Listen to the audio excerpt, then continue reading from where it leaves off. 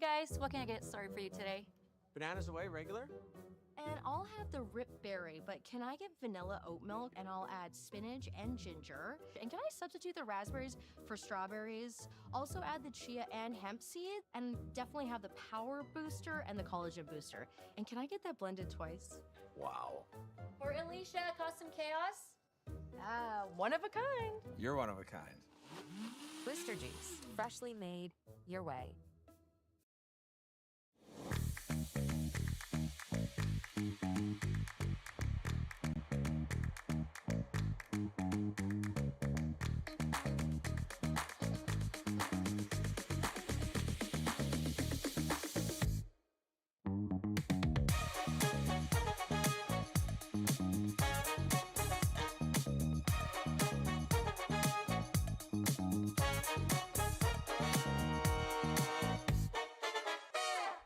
Faces around Lake Tahoe are legendary.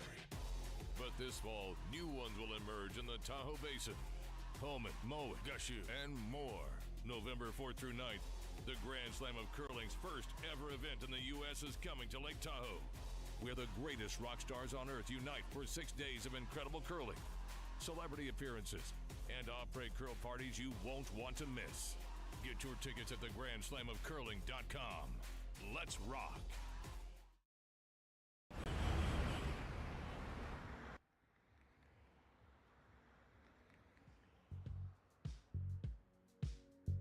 That's life. That's what all the people say.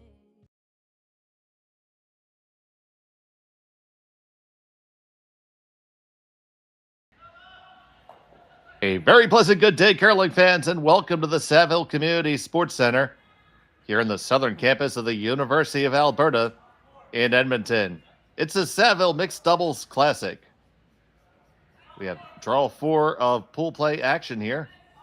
This matchup between Cory Thiesse and Cory Dropkin of the United States of America versus Seonyeong Kim and Yeongseok of Korea. Both of these teams are at 2-0. Good day and welcome to Curling Stadium here on SSN. My name's Dave Schmel. I have the commentary here for you this morning. Connor Sims is on our production, and all of you are here with me. TC and Dropkin have the hammer here in end number 1. They're throwing the yellow stones.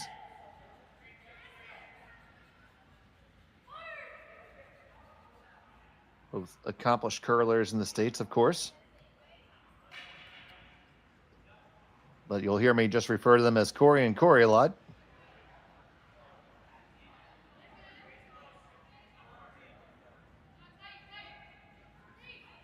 So now here's the first from Yeongseok Jeong. Trying to get there. This needs the distance. Now the big thing about mixed doubles that's different is that there's only 5 rocks thrown per side per end.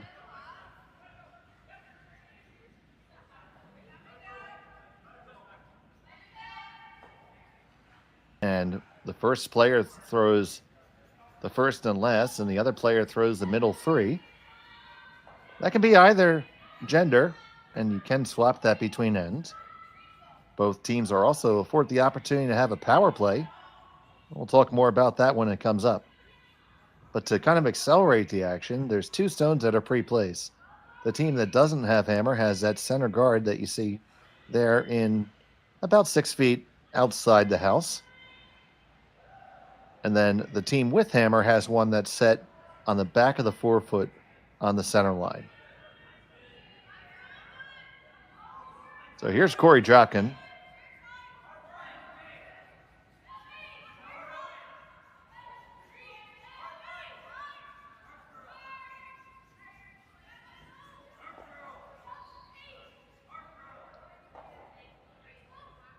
Do kind of release the rocks a little bit. They have set up a bit of a pocket for Kim and Jeong to use. There you see a good look of it. So much of this game is about angles and setting them up and trying to make sure you're in the best spot. It's the way I generally start to teach people this game is if you think that you want to call a hit, take a good look at it and maybe try something different.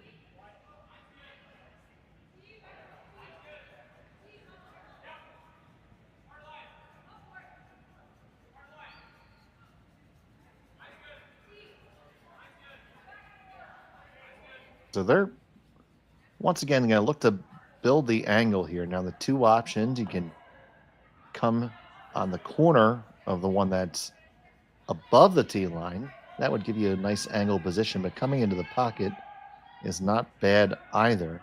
They're going to need to chisel off a little bit, and they do. And with that, they lie 1 and 2 at the moment.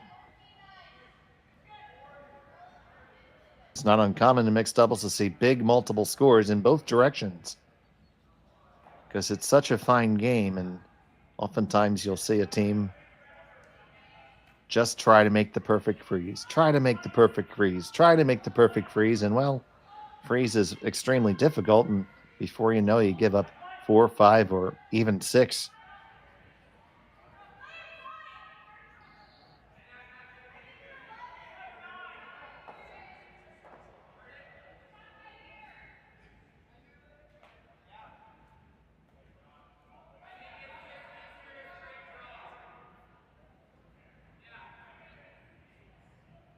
So here's Dropkin. He's going to try to shuffle the deck a little bit. And you see, he makes a delivery, gets up immediately to sweep. Very common in doubles to sweep your own stone. Comes in contact with the Korean stones and does separate things up a little bit. It's now one lonely red stone sitting shot. And Korey sit 2-3.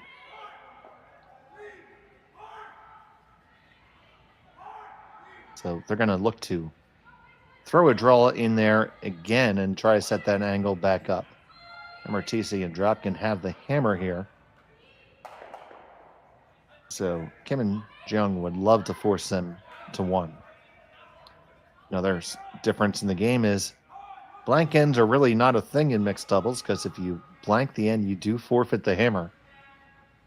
So you see teams going hard for 2 or more all the time. Makes for some good watching.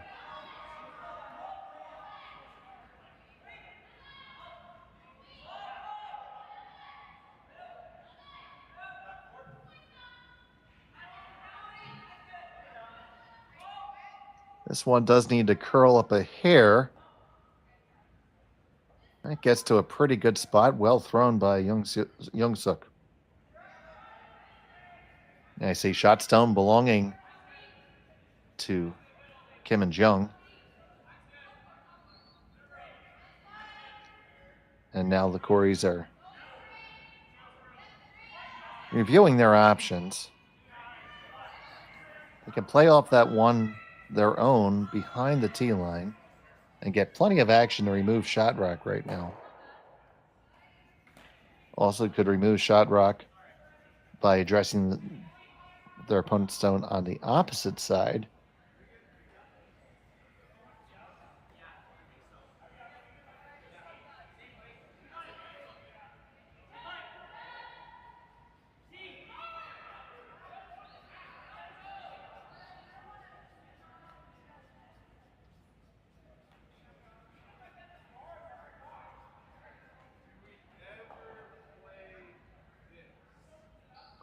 This will be Corey's last of the end.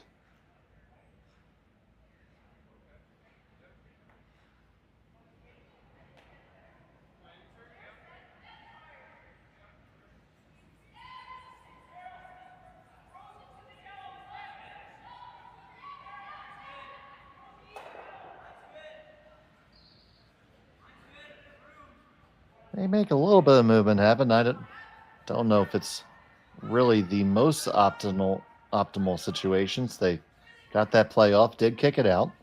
They leave themselves sitting shot and third right now. It does look like that there's an opportunity if Seonyeong can hit the outside of their own rock.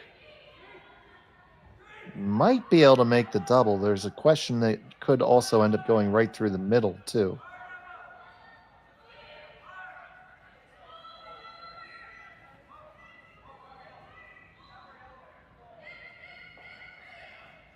There's a good chance you just fire it right past that stone belonging to Cory and Korey.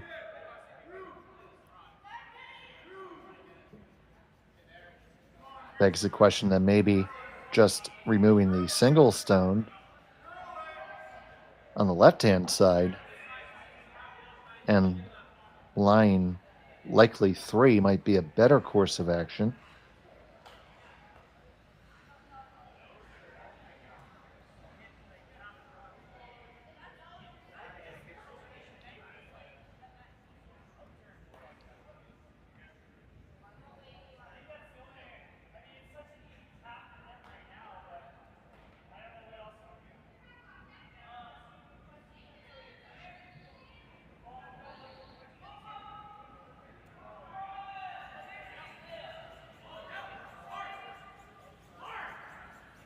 Okay, so you see what they indicate there. It looks like they're playing the slash on... Oh, they may not be. For a moment, it looked like they were playing the slash on the one on the side of the forefoot and also trying to kill the one in the back, or at least being wary of the jam. I think that might still be the call. Their final rock on the way.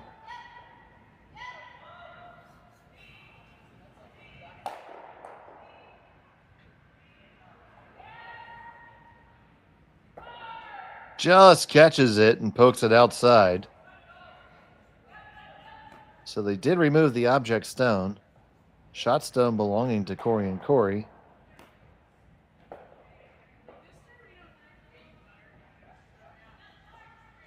So it's just a matter of how to take 2, and they're just going to throw the hit on the one behind the tee line. Need to get a little bit of a sideways roll to get a little bit of the button here. So not a foregone conclusion for sure.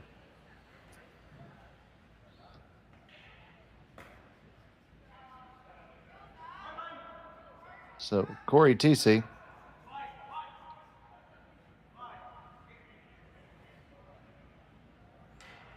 She and Korey sit 1, looking for a second final stone of end number 1.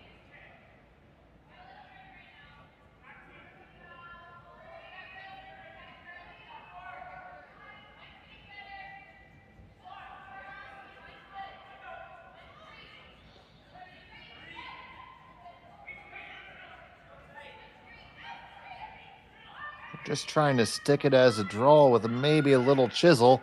Working it all the way down. Oh, they wreck on their own on the way by. So it's only going to be a single point for Thiesse and Dropkin. Kim and Jeong will have the hammer when we return to the Saville Center right after this. You're watching Curling Stadium. Hey guys, what can I get started for you today? Bananas away, regular? And I'll have the rip berry, but can I get vanilla oat milk and I'll add spinach and ginger? And can I substitute the raspberries for strawberries? Also add the chia and hemp seed, and definitely have the power booster and the collagen booster. And can I get that blended twice? Wow. For Alicia, custom chaos? One of a kind. You're one of a kind. Booster juice, freshly made your way. Live curling rocks. And this November, the best in the world are coming to Tahoe. Get your seats now at gsoctickets.com. But hurry, early bird pricing ends soon. Hey Ben, what's the Aztec Safety online e-learning website again? Yeah, that would be aztecsafety.com. Fire extinguisher and firefighting, we'll send that one to Paul. Ah, now here's a course I should probably take. Conflict resolution. Power line safety. Yeah, I thought it might help me with my line calls. Did you know this Aztec website has over 100 safety courses? Jeez. Aztec Safety online course. Ground disturbance. Could have used that a few seconds ago.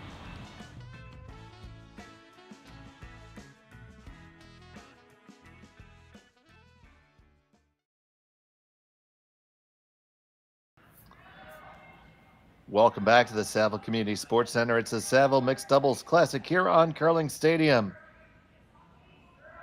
Thank you so much for joining us. My name is Dave Schmel. Happy to have all of you with us this morning, and all weekend long we have every stone from every game being streamed across our channel. You can see it all at the Curling Stadium YouTube and direct links from curlingzone.com. If you haven't yet, please take a second to subscribe to Curling Zone. We have playlists and archives of many of your favorite teams, and it's a good chance to get caught up during the week if you're watching a different event. It was a single point for Cory Thiesse and Cory Dropkin. They faced a difficult shot for their last one there. Don't know if Connor has it queued up or not. That's okay if he doesn't. Let's just say it was difficult and it could have been made, but they got the single instead. So now it's Kim and Jeong.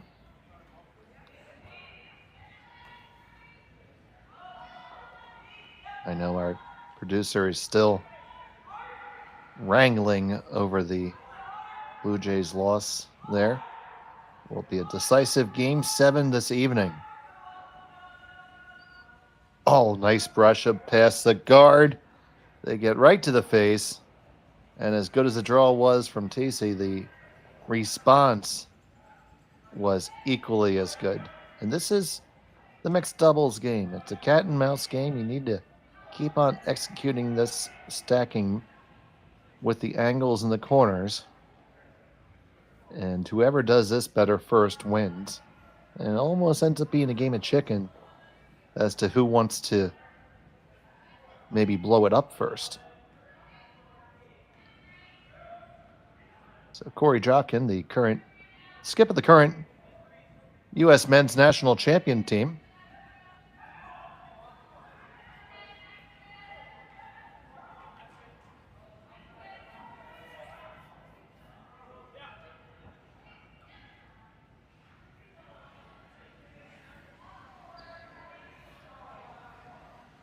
Throw is a nice one there. Firing on all cylinders this morning is this squad. That team is Cory, Tom Howell, Andrew Stapera, and Mark Fenner.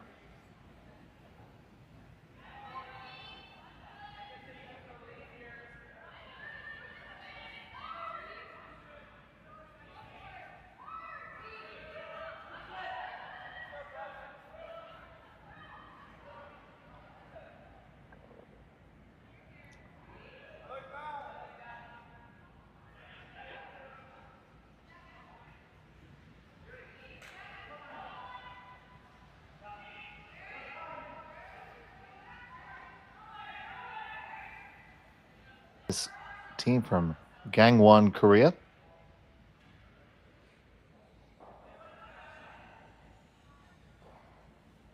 We see so many good teams from Korea.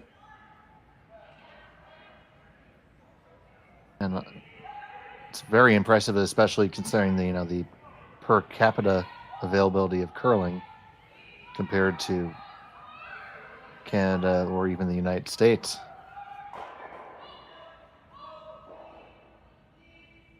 Make contact, and you see that whole lineup of rocks. The more you're in a line, the tougher they are to kill. So right now they're looking what happens if you strike the red, yellow, red. Well, you're gonna lose a red shot stone out the side because that's where that angle just wasn't dead perfect, so it won't jam. I'm just trying to set it up for later, not really want to use that straight away, just a little movement of it. You see the ice indicating to me that Dropkin's probably throwing about back 8, back 12 weight.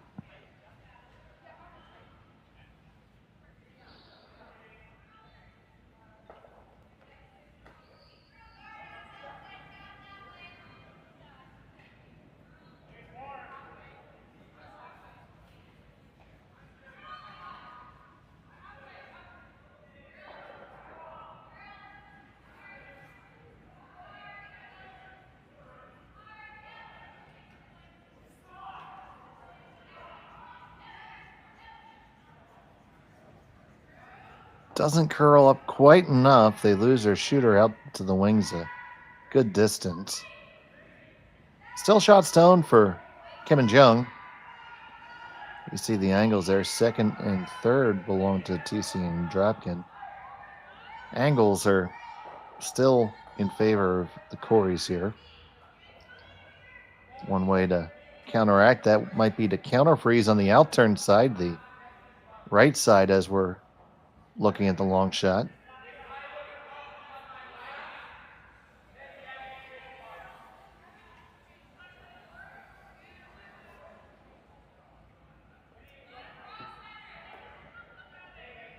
Good morning to Teresa in Montana.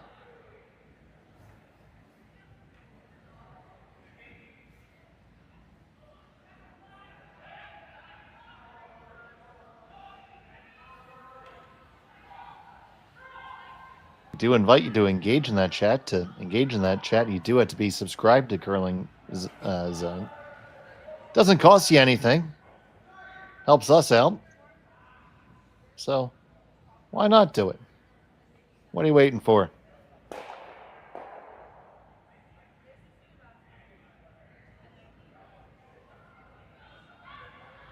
Here's Jeong.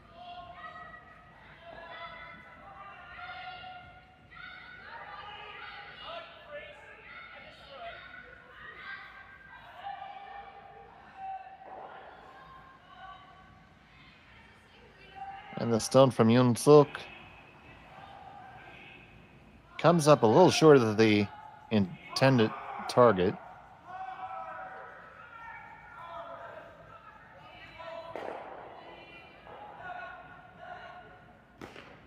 We see viewers from Oakland, California, home of the Bay Area Curling Club.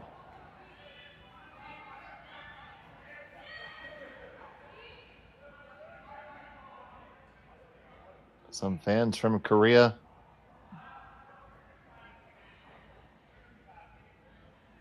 In preparation for this match, and I am being fully honest, I didn't even think about it. But now I can say it's in preparation for this match. I made myself a grilled cheese sandwich, and I had a side of kimchi before I even looked at the assignment sheet.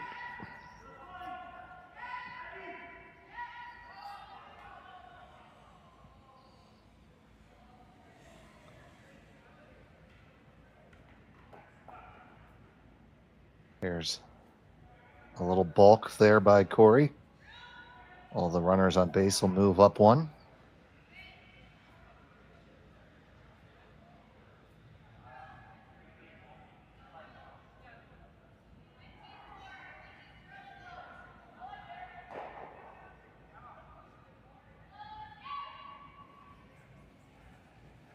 So Dropkin delivers. He's on the brush.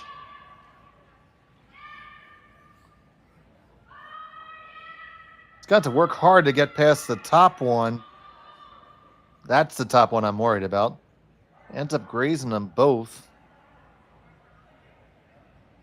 That certainly does change the angles. I'd say in general, the second and third stone are still in really good positions for the Coreys here.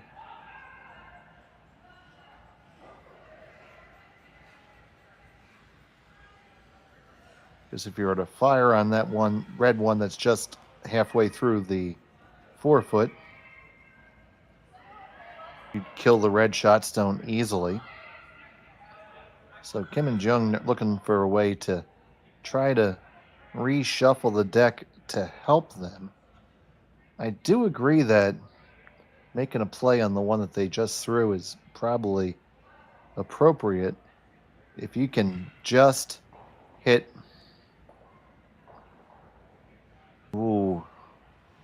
7/8 of the stone you just threw there in the 8-foot,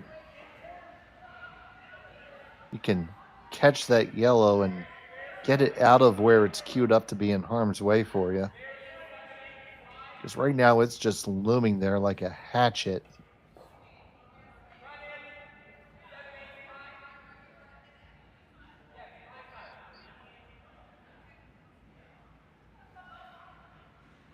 He asked for just a skosh more ice there. And here's Yeongseok.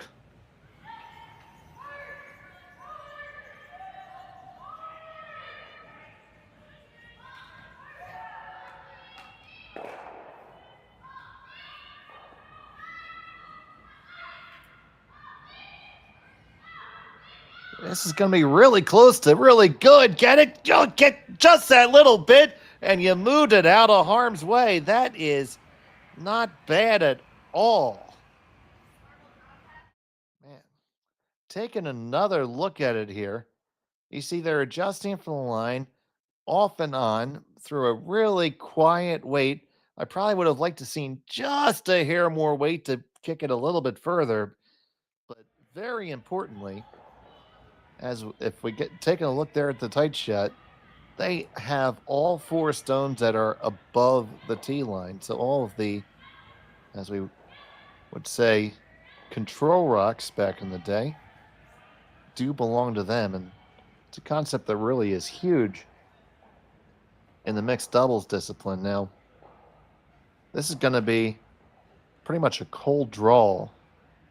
So they can afford to, they want to get right back in that pocket, leave the corner of the stone on the pin, and make it so that any iteration of these runs, that one that is just behind the tee line will serve to lock it in there and prevent a huge end.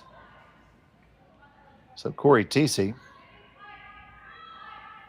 currently throws third on Team Peterson in the U.S.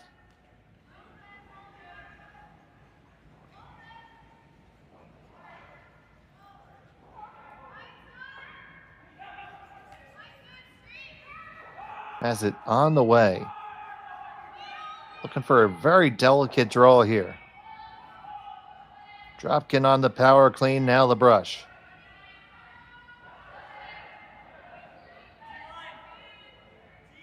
TC calling the line right behind him. Now they say let it work, let it bend. Let it bend. Will it bend enough? Now trying to carve the last little bit. Just didn't get enough out of it, I don't think. Shot stone still belongs to Kim and Jeong. Question is, how can they get more? You can make 2 pretty easy just by raising that one. I don't see a clear way to make something absolutely crazy happen.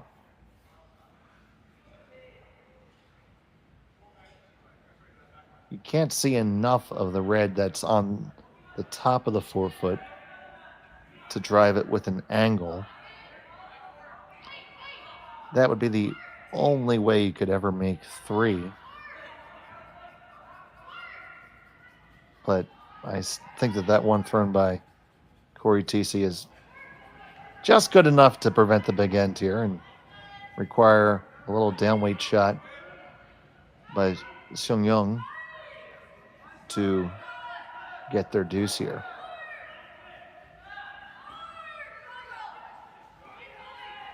And I see the differing style between the Koreys and Kim and Jeong. Whereas the Koreys didn't use a broom for TC's last shot.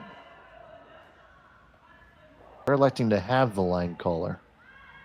This is really a matter of what goes to the team, and no matter how well you think you can call a line from behind, you can never call it quite as well as you can from the house. So they have 1 in their pocket. They looking to get a second. Final stone of end number 2.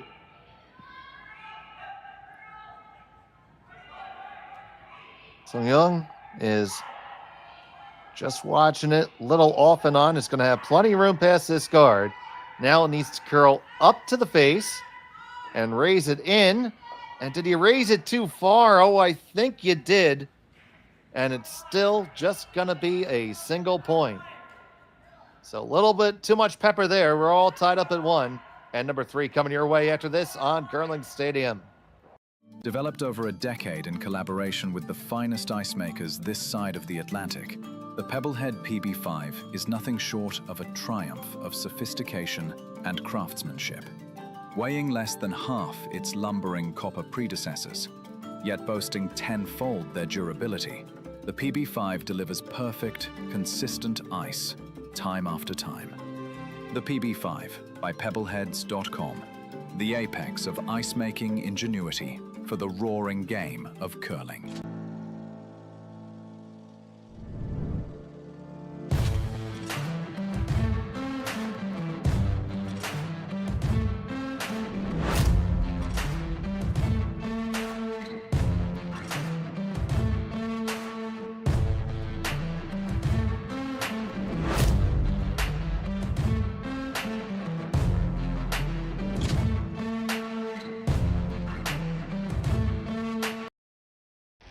The 2025-2026 Grand Slam of Curling schedule is out, with big events happening all over Canada, like the Masters heading to London in September, the Tour Challenge from Nisku this October, the Canadian Open from Saskatoon in December, and the Players' Championship from Steinbeck coming in January.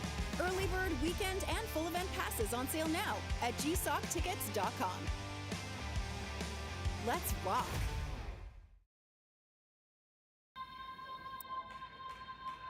And a very pleasant welcome back to the Saville Community Sports Center here on the southern campus of the University of Alberta in Edmonton.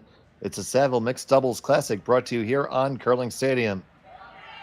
I'm Dave Schmel, happy to have you here with us today. Connor Sims is back working all the TV magic on the ones and twos. And trying to get some magic going are really both of these teams here. They're both not up at one. It wasn't for a lack of rocks in play or a lack of opportunity. It was just they've gotten snookered by their opponents just a little bit, and the shots to make the second point have been admittedly quite difficult. That last one from Seonyeong Kim, they had the line all day. It was just a couple pounds too heavy. End up having to be satisfied with a single point. So now in end number 3, it's Thiesse and Dropkin with the hammer, throwing the yellow rocks. The initial come around didn't come really deep enough for Kim and Jeong, so now they're going to try to throw it on the other side. That's the other big rule change for mixed doubles. The first rocks are protected from being removed from play until 5 have been placed in play, basically. 3 delivered and the 2 pre-placed. So count to 5. 1, 2, 3, 4, 5. Then you can hit away.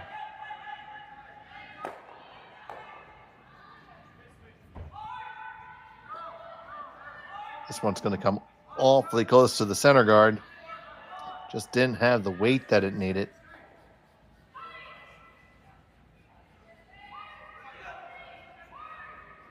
And so now it's a question, do Thiesse and Dropkin want to draw in, and what side they want to do it from?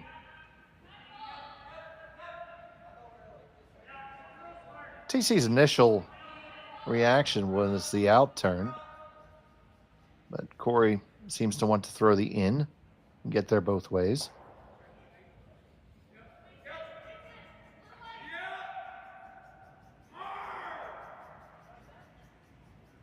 See the coaches back there having a good time behind the glass. They're happy, they're warm.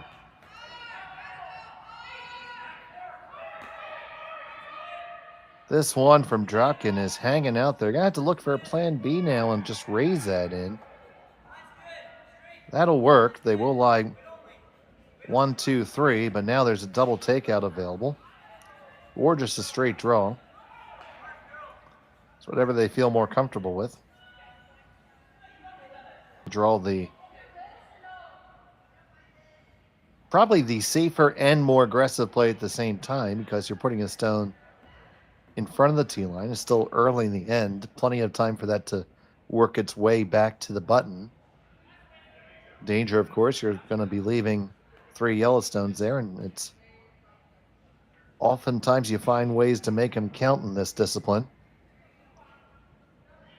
So, Yeongseok.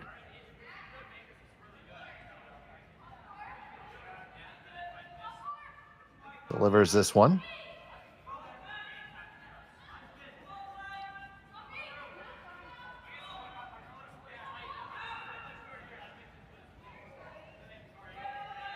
The line is looking really good. It's just trying to drag it right on and weld it on. That is well thrown. Very close for second shot right now. Doesn't really matter too much at this point.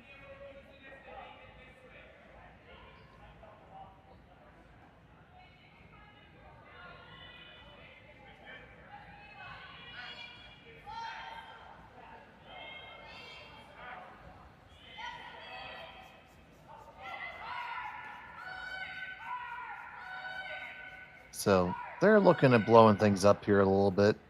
That draw was just a little too good. Now, Cory Thiesse still likes to draw on the outturn side. So they're going to do it. They're going to throw the draw around the outside. Around the outside and around the outside.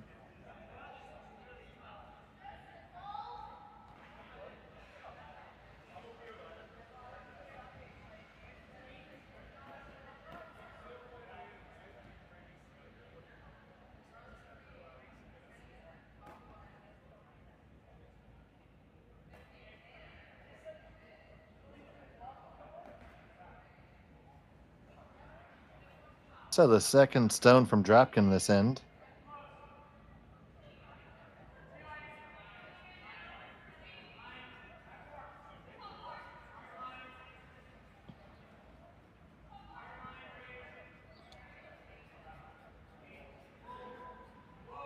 And this one is far too heavy. It's going to go through the back 4, into the back 12, and through the rings. So big miss there by Cory Dropkin. Let's see how Kim and Jeong plan to try to take advantage of this. My first instinct would be to throw that double takeout now. You would be lying 2, 3, and 4 at worst.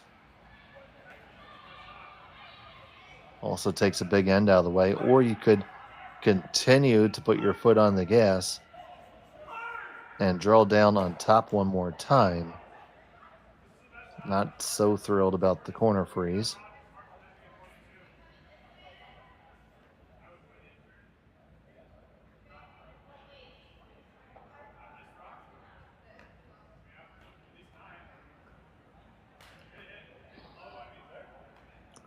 Just by throwing this one defensive stone now does not preclude you from throwing an offensive one with your last.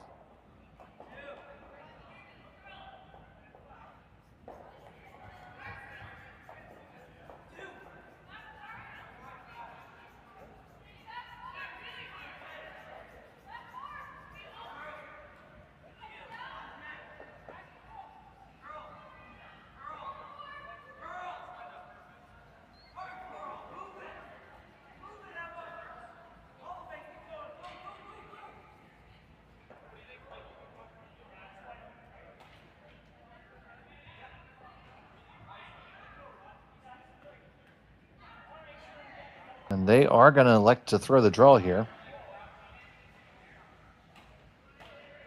They pick this one up right out of his hand. Now Seonyeong likes it a little bit more. Still has her head down. Needs to get there if it's going to be any good. And it is light. So, shot stone still for the Koreys. Very, very tight for second stone.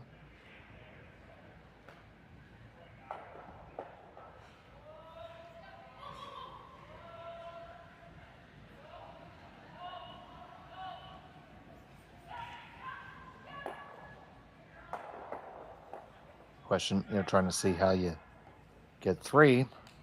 Although, an important question might be trying to make sure you preserve 2.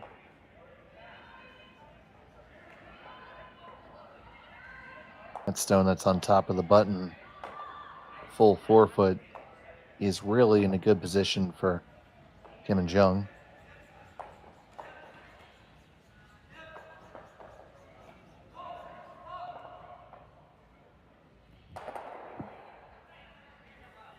But we'll see what Cory can whip up here. Cory now living in Duluth, Minnesota. Originally from just outside of Boston.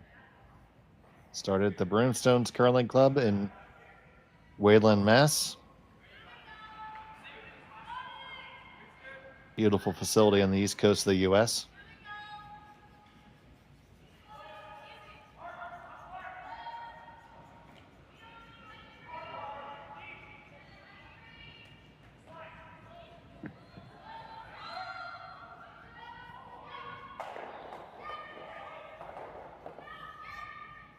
This one also coming a little bit heavy. Want to take it deep now.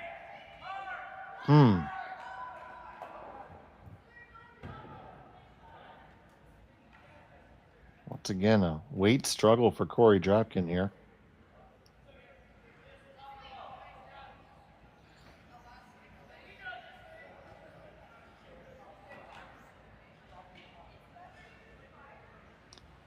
So now you see the options. You can play the obvious double. It's about, a third of a stone. Take the one off the pin. You'll probably lie 2. And it's really without a lot of risks now because you have a catcher back there. That even if you hit it a little bit too thin and catch it, you'll probably make a triple and stay in the rings. So good position to be in here.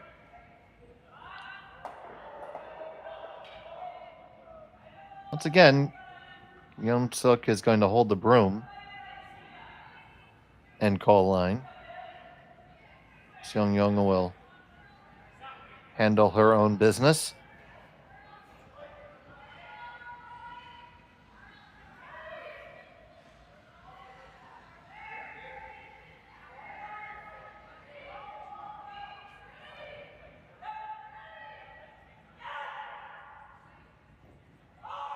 Coming down on the outturn side. Has to hustle. It's going to remove it. Jam on the back. They lie 2 at them. Well, 1 for sure, and possibly 2. Let's take another look at it again.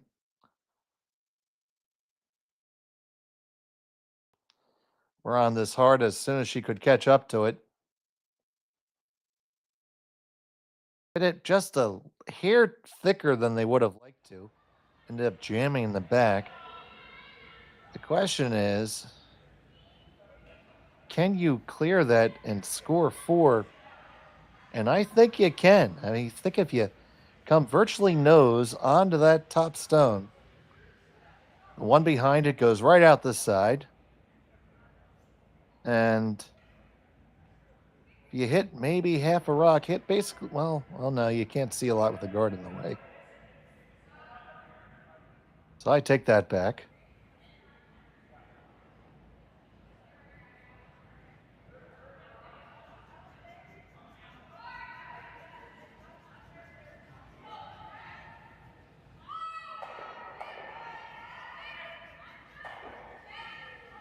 We have a runaway there. Get back home.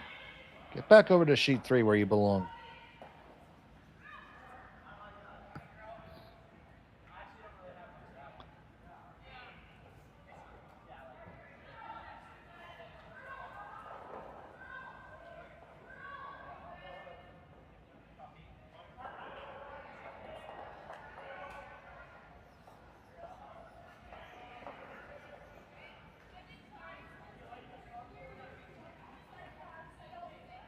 Final stone of the third end. Trying to move him around is Thiesse. This is high risk, high reward. Gonna miss everything and just clip the one in the back, and we'll see who's shot.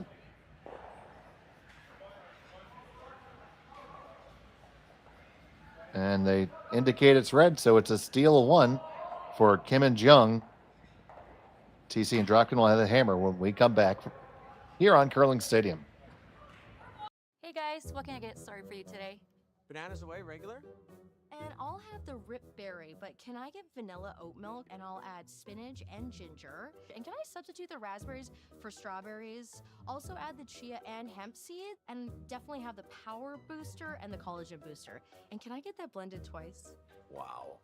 For Alicia, custom chaos? One of a kind. You're one of a kind. Booster juice, freshly made your way. Developed over a decade in collaboration with the finest ice makers this side of the Atlantic, the Pebblehead PB5 is nothing short of a triumph of sophistication and craftsmanship. Weighing less than half its lumbering copper predecessors, yet boasting tenfold their durability, the PB5 delivers perfect, consistent ice, time after time. The PB5 by Pebbleheads.com, the apex of ice-making ingenuity for the roaring game of curling. Live curling rocks. And this November, the best in the world are coming to Tahoe. Get your seats now at gsoctickets.com. But hurry, early bird pricing ends soon.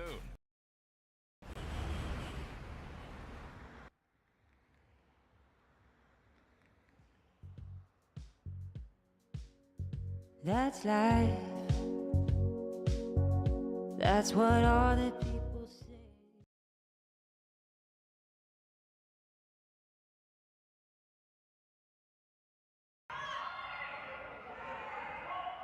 Welcome back to the Saville Community Sports Center in Edmonton. It was a steal of two for Kim and Jeong.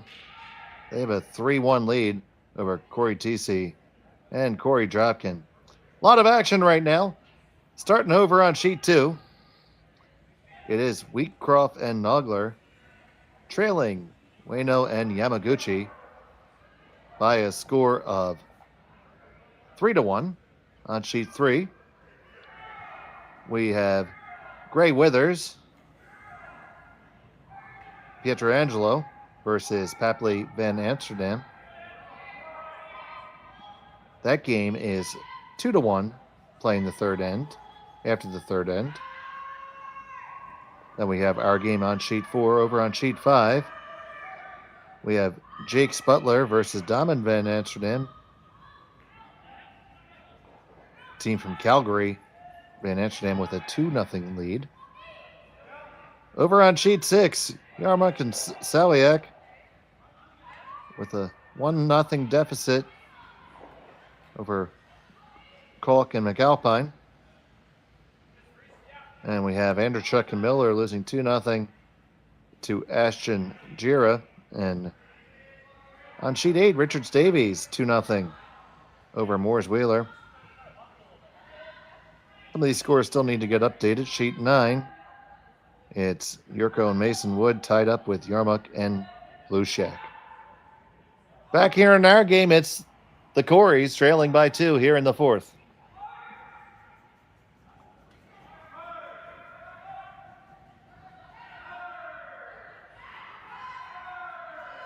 And while we were getting updated, that's what happened. We got Thiesse and Dropkin square in the lid. Kim and Jeong just behind and cornered off, lined up here. So it's going to be either at to corner the red and change the angle back for you, or get ready to abort. But I think it's a little bit too early to abort. So it's going to be this in-turn draw for Cory Dropkin.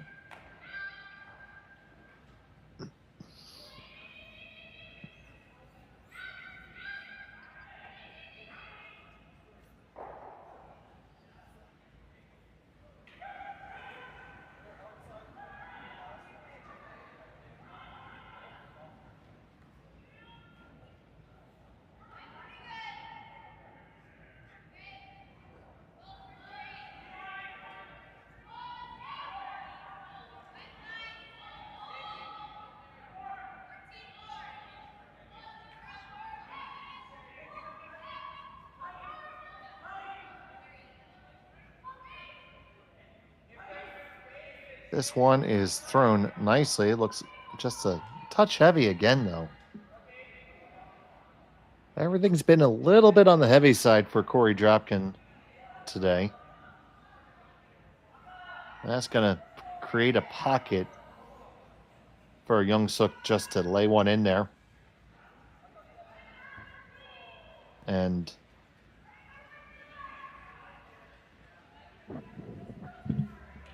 so much so in mixed doubles as opposed to the four-player game. Those subtle taps and those little half shots can really add up quickly. So Yeongseok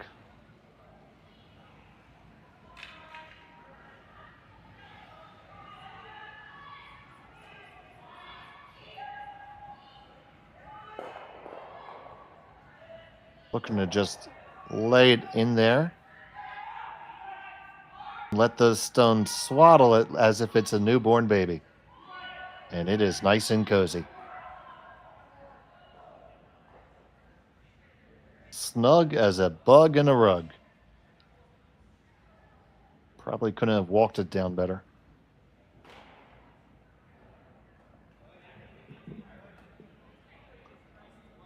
And that's the shot that's probably going to force the Coreys to fire away with some weight here and open things up now. If you can hammer everything that you can see, the one red goes out the side door immediately. You'll probably take out the one on the back of the button as well. Lose your yellow in the back in the process. Questionable as to whether the shooter hangs around. Now,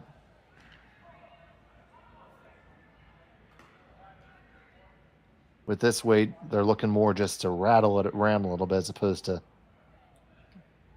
performing explosive changes.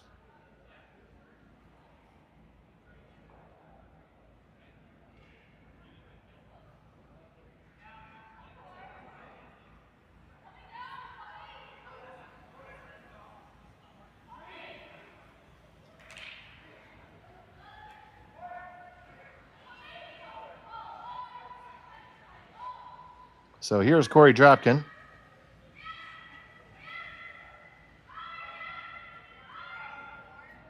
Make contact, jostle him around, and let the shooter in a fantastic place.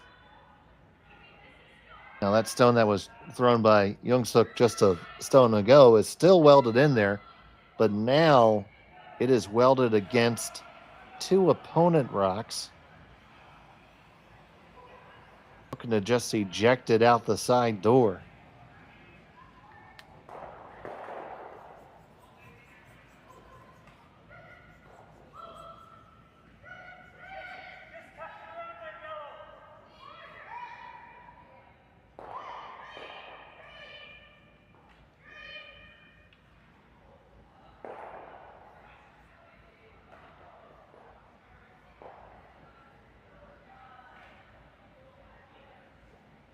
So a series of two really good shots by the middle players.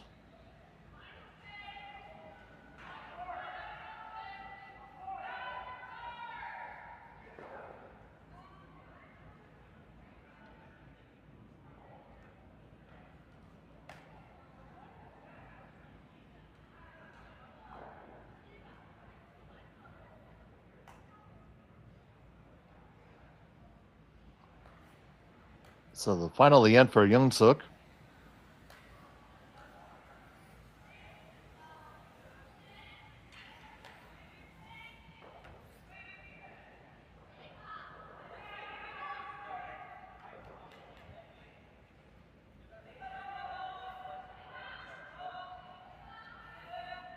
This one's just going to be a high guard.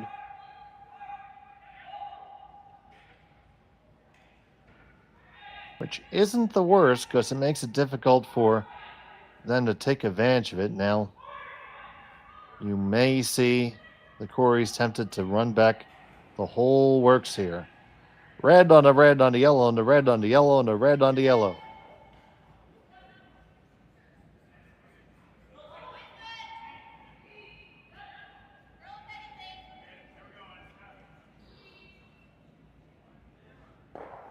And when you're all done, yellow is probably sitting first and third.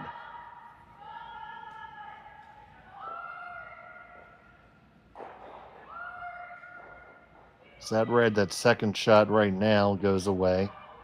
The red that's third shot probably remains because those two yellows are going to have momentum moving them pretty much 90 degrees sideways. Either way, it's going to be interesting.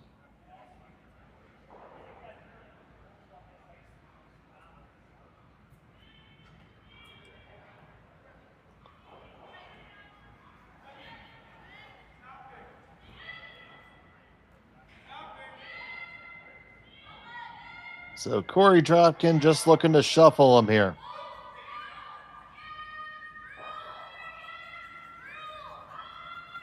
It's the yellow. Onto the red and past everything.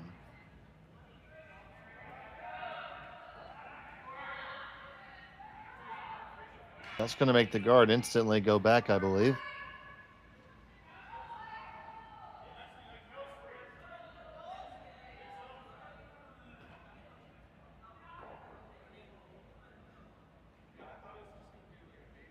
And that's the call. Just put it back. Right now, it's a very good situation for Kim and Jeong to put the force on.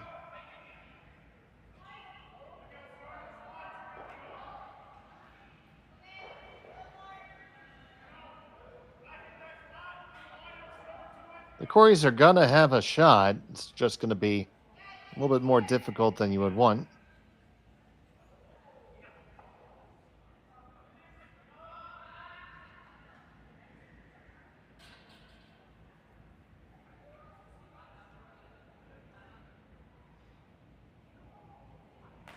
I got to take one more look at the pile here and look at the angles. Well, Yeongseok.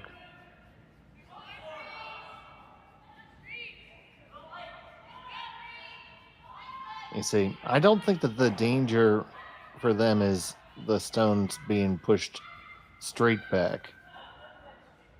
I'm still pretty sure you can hit that as hard as you want all day and still get one.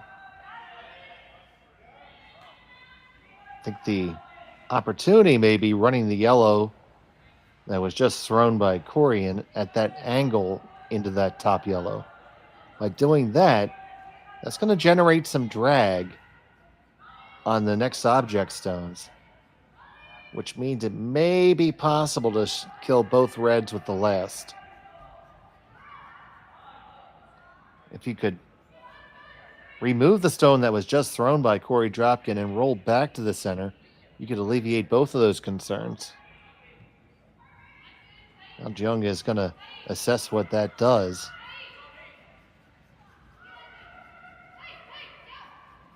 Obviously, not a high probability shot, but it does look like the angles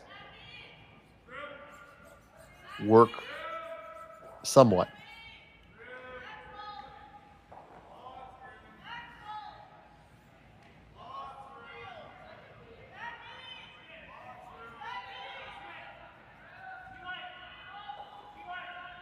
So here's their list. And it looks like they're just going to try to guard the angle raise. Getting underneath of this, or at least in front of it.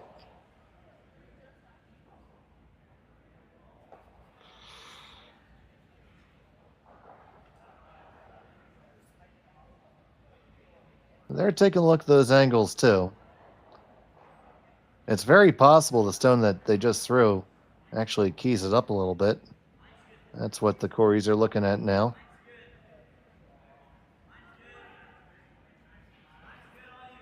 I mean, getting that yellow stone to hit a yellow in the middle is really not the most difficult thing.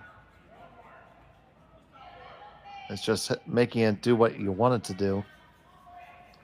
And really, all you need to do is get it to drive that red over enough. And push the other one back far enough. I think that if you throwing from the angle, it works. I just don't think it goes straight on.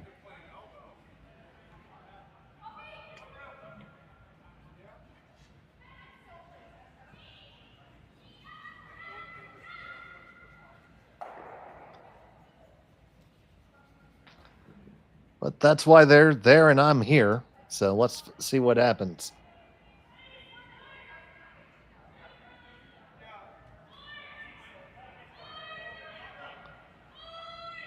Cory Thiesse, they sit one right now. They're trying to find a way to get some more. Trying to score up to 3 with this last rock. Red onto yellow onto red onto yellow onto red.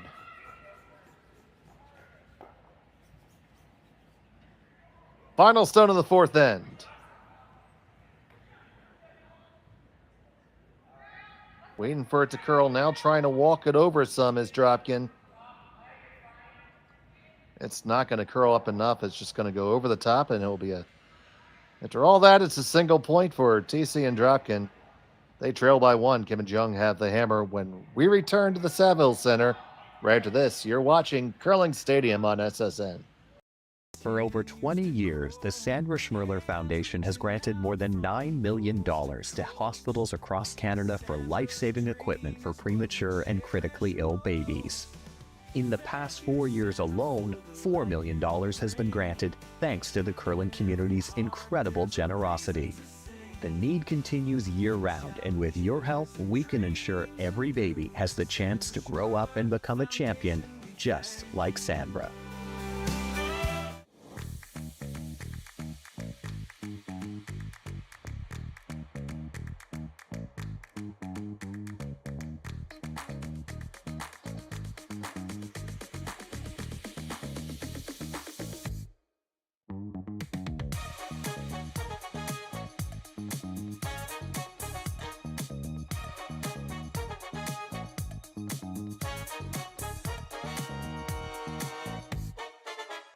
Welcome to the RockShop.net, the official store for the Grand Slam of curling. Whether you're looking for the best hats, stylish clothing, fun toys, or unique accessories, the RockShop has it all. Shop online anytime at the RockShop.net for exclusive Grand Slam of curling gear, or come see us in person at your next event. The RockShop.net, where fans find their favorite curling gear. Welcome back to the Saville Center. It's been a very close affair here where the only real swing has been a steal of 2 by Kim and Jeong. Otherwise, a tightly fought battle here at the Saville Mixed Doubles Classic presented on Curling Stadium. There were a lot of stones in play and opportunity to be had for both sides in the last end. But it ended up being Thiesse and Dropkin having to settle for just a single. Final rock, the last hand from Cory Thiesse, just did not curl up enough to run the pile in. First draw by Thiesse comes down to the one in the back.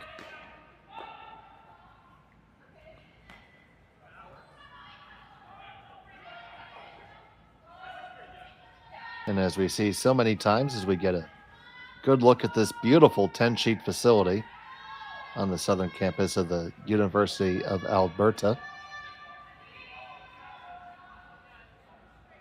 You see Seonyeong throw a nice draw back in return.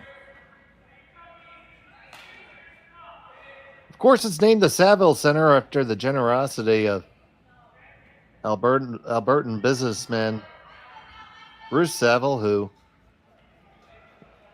passed away about a week ago, and the entire sports community and the curling community do mourn his passing and thank him for his many years of generosity to the sport.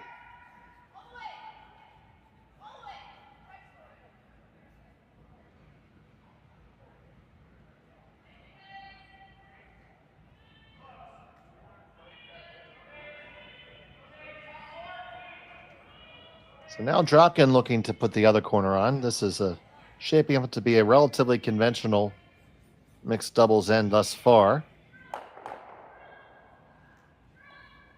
And after having some weight problems, Corey puts that one down very nicely.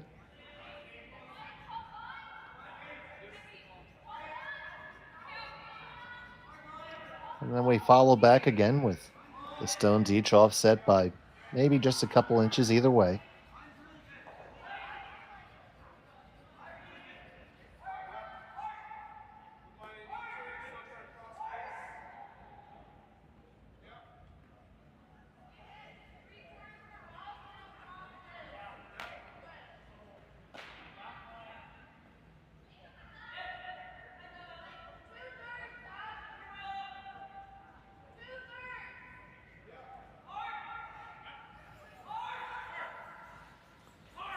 Working hard to get the weight on this one and doesn't have it. On the guard is the stone from Yeongseok Jeong. So now a bit of opportunity. Knocking at the Corey's door.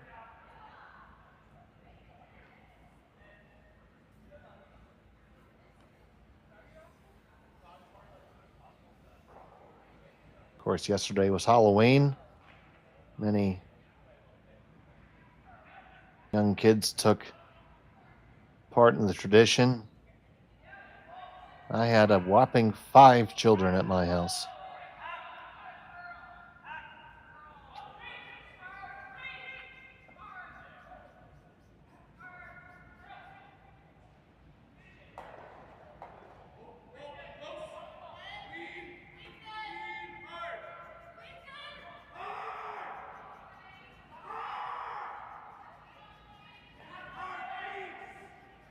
So, Cory Dropkin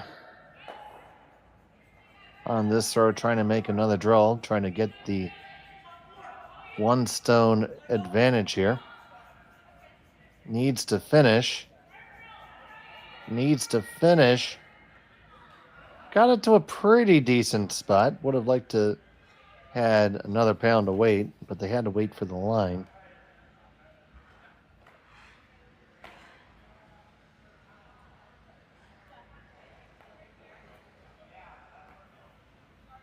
Now the draw all the way around on the intern side is still there. But I feel like they're going to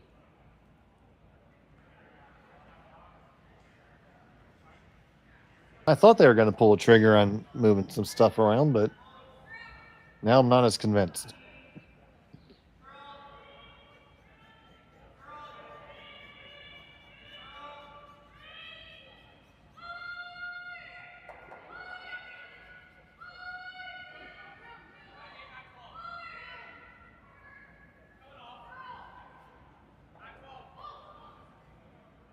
So Yeongseok with a stone on the way.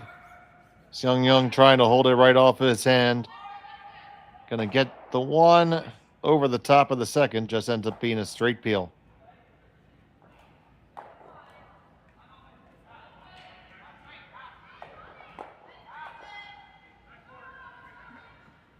So question here for the Coreys. They could fire on their own yellows right now and, if I'm not mistaken, leave the house completely devoid of red rocks. And it is awfully hard for your opponent to score multiples without rocks.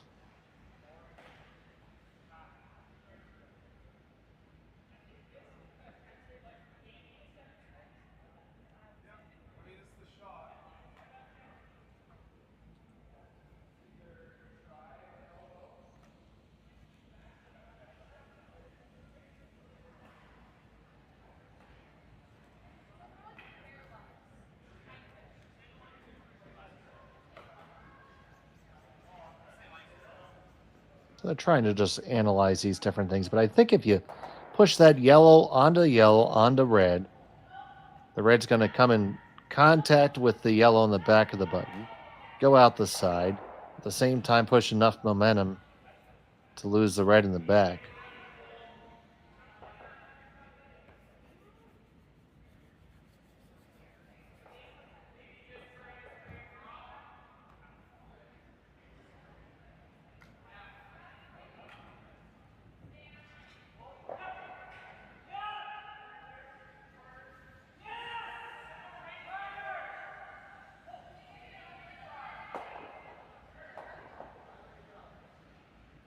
Instead, they're just going to continue to make the pile bigger, maybe choosing to pull that trigger with Cory Thiesse's list.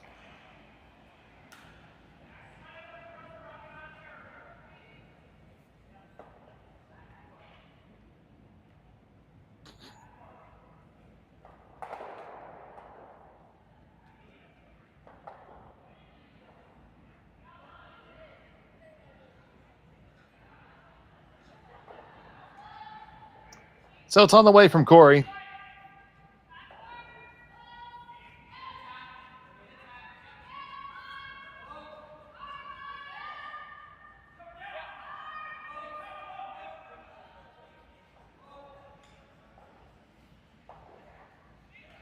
End up curling up to be just over the center line.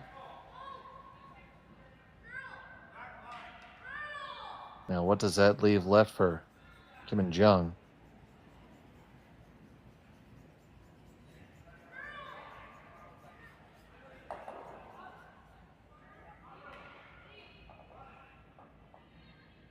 Saville Center located in Edmonton, Alberta, as they get ready to call timeout and bring their coach out. Edmonton receives, on average, 2,299 hours of sunshine per year.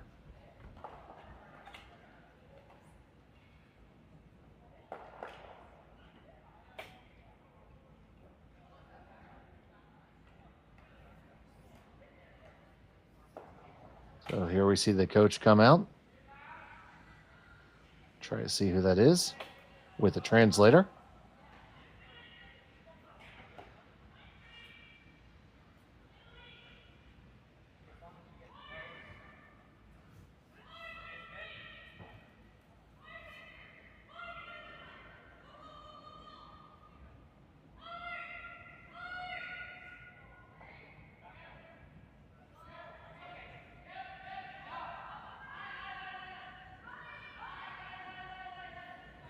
They're going over the different options here, trying to find a way to get a multiple score. It's, you know, they have the hammer, but they're by no ways in control.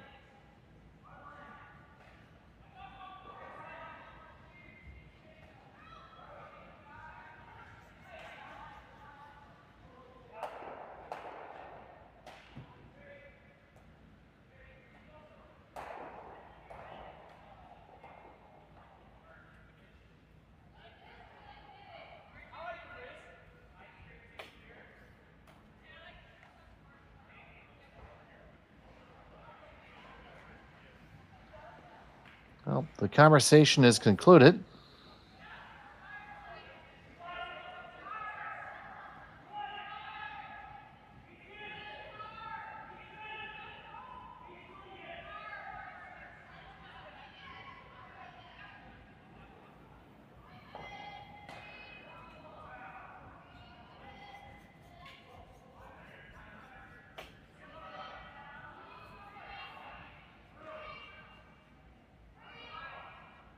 We'll see what the colloquy resulted in terms of a strategy. Stone on the way from Yeongseok.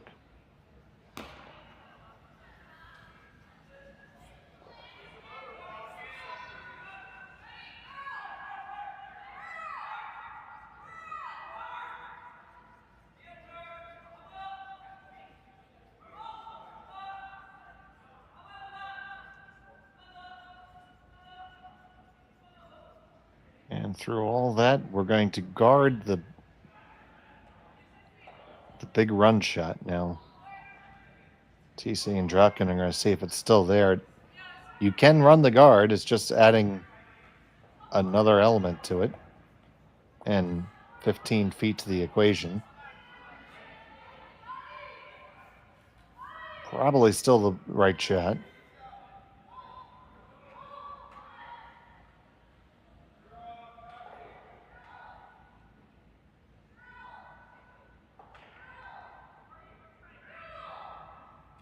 Not really a lot of harm in it. I don't see how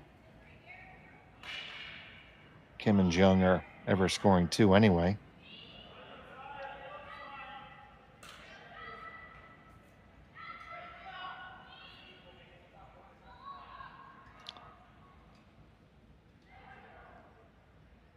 an absolute hero draw to make the side of the button.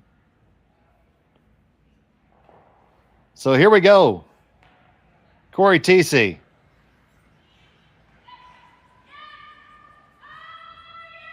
Get your popcorn ready. Here we go. Yellow onto red, onto yellow, onto red, and they move it, and they end up getting shot stone out of it. But did they loosen up the right way? Take another look at it. They just lost the line on this a little bit.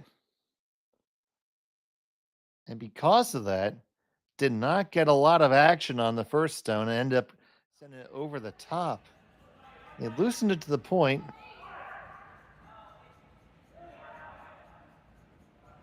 where maybe, just maybe, if you throw a back 4-foot weight draw just past the one on the top of the 4, now you probably can't even do that.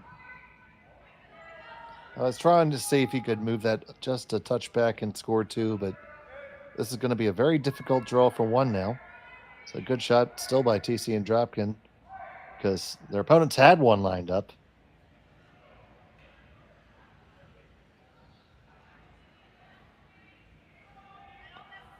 So now facing a steal of 1, final stone of the 5th end.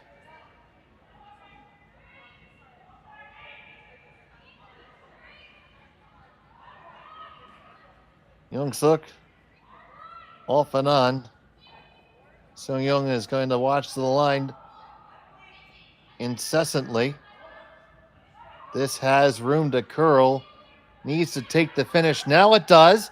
Need to get past this high guard and right down to shot stone.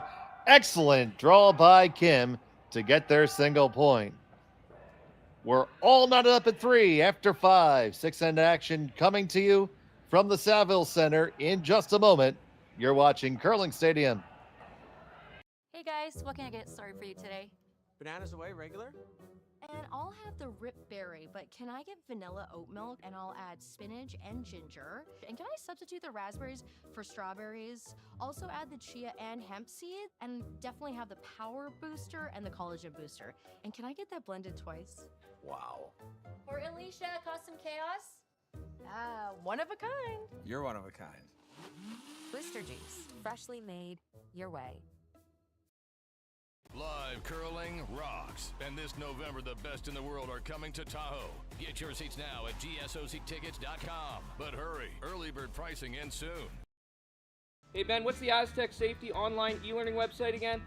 Yeah, that would be aztecsafety.com. Fire extinguisher and firefighting, we'll send that one to Paul. Now here's a course I should probably take. Conflict resolution. Power line safety. Yeah, I thought it might help me with my line calls. Did you know this Aztec website has over 100 safety courses? Jeez. Aztec Safety online course. Ground disturbance. Could have used that a few seconds ago.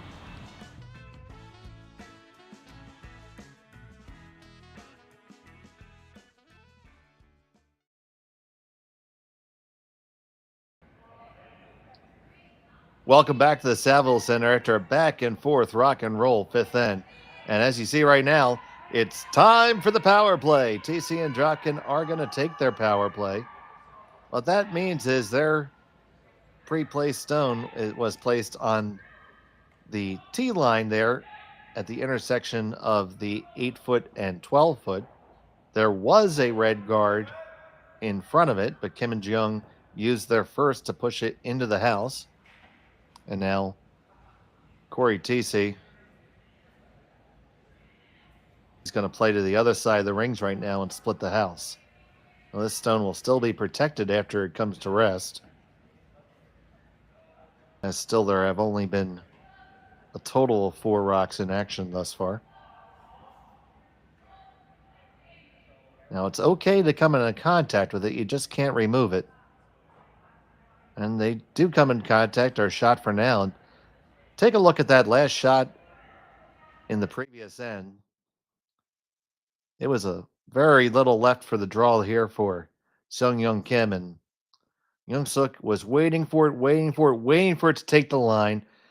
Came oh so close to the top one, and they parked it directly on the button there. Great team shot to get their single.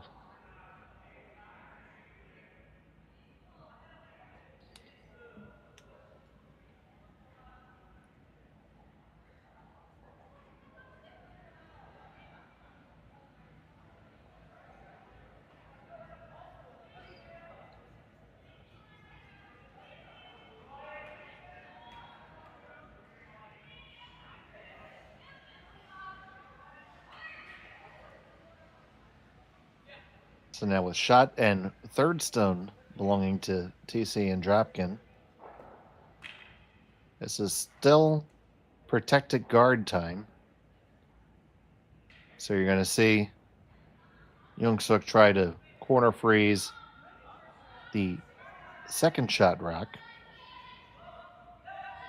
We're going to have an interesting game of cat and mouse with the split house.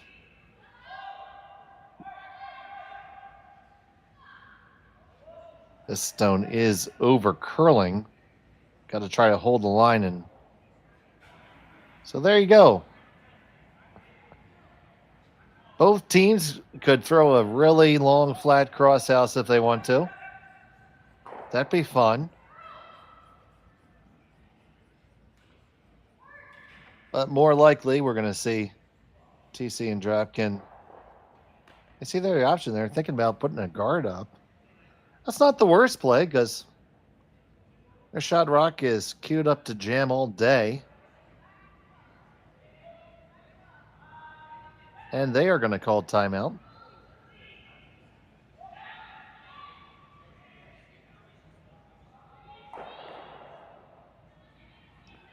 No time clocks, but timeouts are how you get the coach out in this format. Saying, well, I like the guard.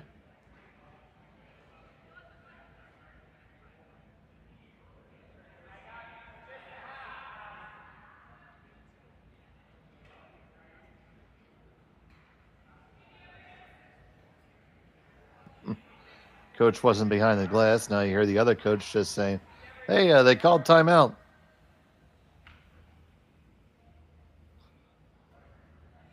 There we are. Saying, sorry, I was making dinner reservations.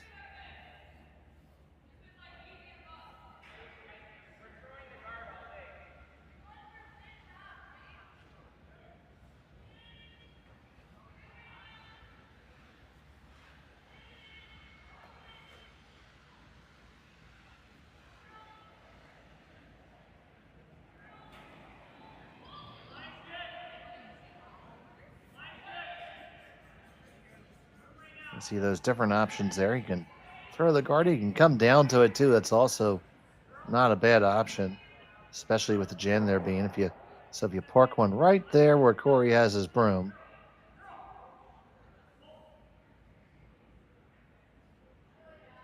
they'll be difficult stones to remove. They need to find a way to get at least two here, because Kim and Jeong still have their power play. Would expect to see that. Next end, they have hammer. Cannot use a power play in extra end. It must be done during the regulation 8.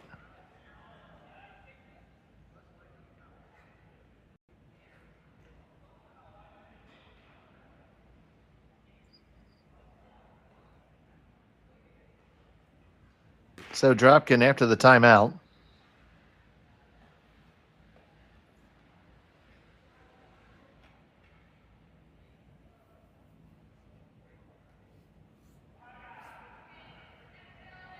Brings his first.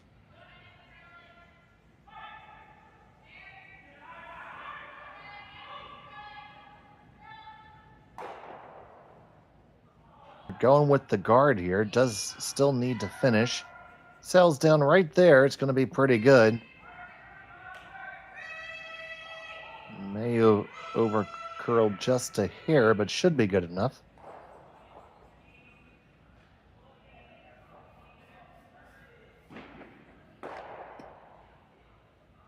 Now contemplating the options back in the other direction. Corner freezing down to the shot stone. Pretty much always a good idea.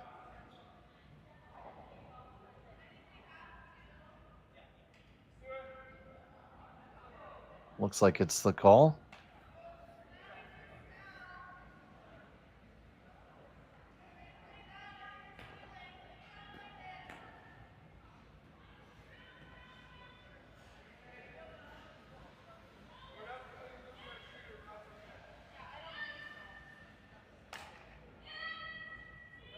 Some of our other games, it's Ueno and Yama 5-2 over their opponents.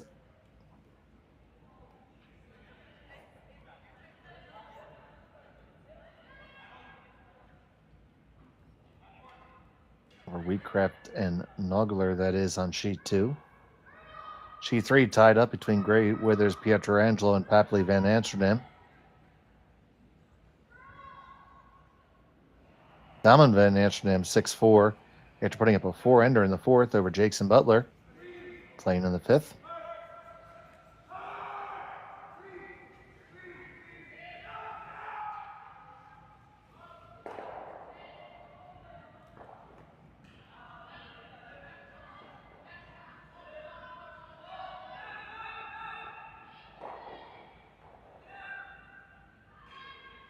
So this one's coming on the line is pretty good, but the weight might be just a touch heavy.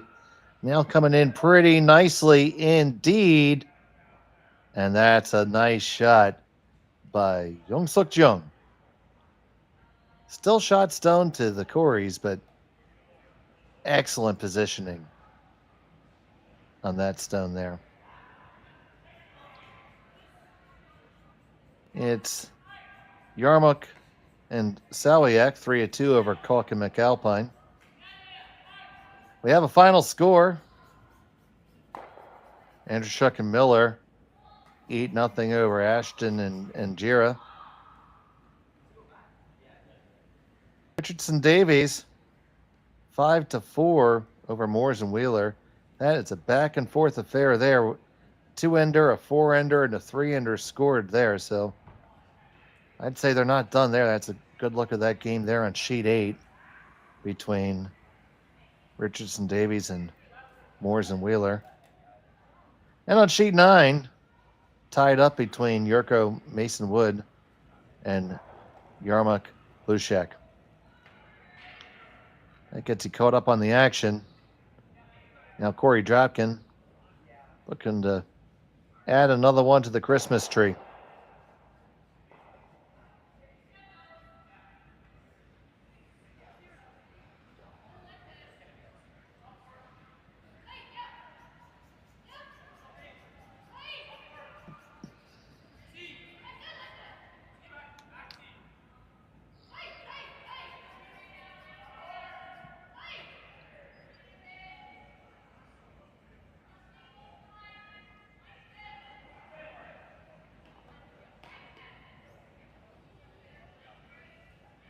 This one needs line. Now they're going to take it behind everything. They lie shot stone with half an edge under, but golden opportunity for Kim and Jeong to not only get out of this end, possibly set up a steal.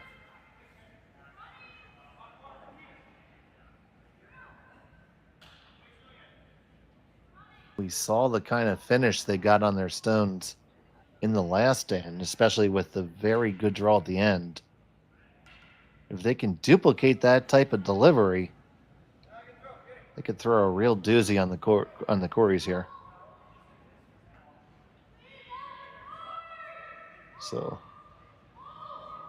Yeongseok.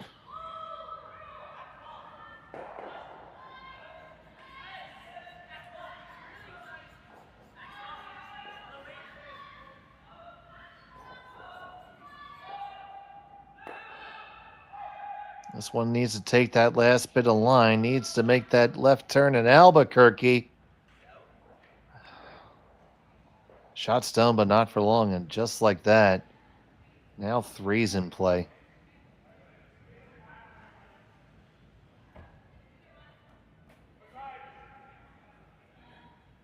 because there is no doubt in my mind Korey can get to the inside and flop all the way over. And they'll lie 3 after this. Shows you how in this game that positioning and just making sure the angles are in your favor, and you don't even need a big miss by an opponent. Just a little one will do it.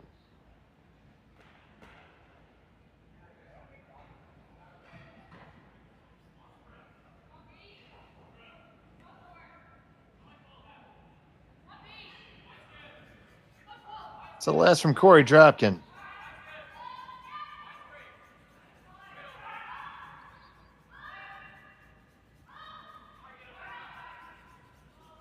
He switches over to try to make it curl some. He needs to get across the face. He does. Pops and flops all the way under. Fantastic shot by Cory Dropkin. They lie 1, 2, and 3. Now you see here he's holding it straight. Now they say, okay, Cory, you got the line. Now bring it over. Bring it over. Get the pop. Get the flop. And you lie 3.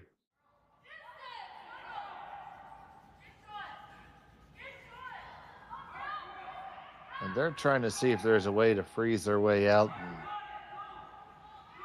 there's not much to freeze too, folks.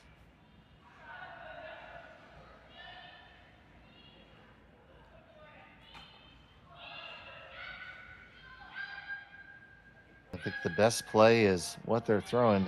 Oh.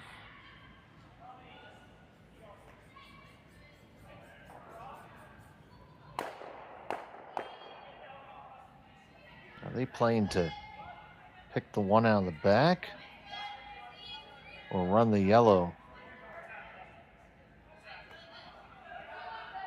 And that's the way, what they just indicated there, that's how you make sure you only give up 3 this end, which you certainly didn't want to say was an acceptable outcome.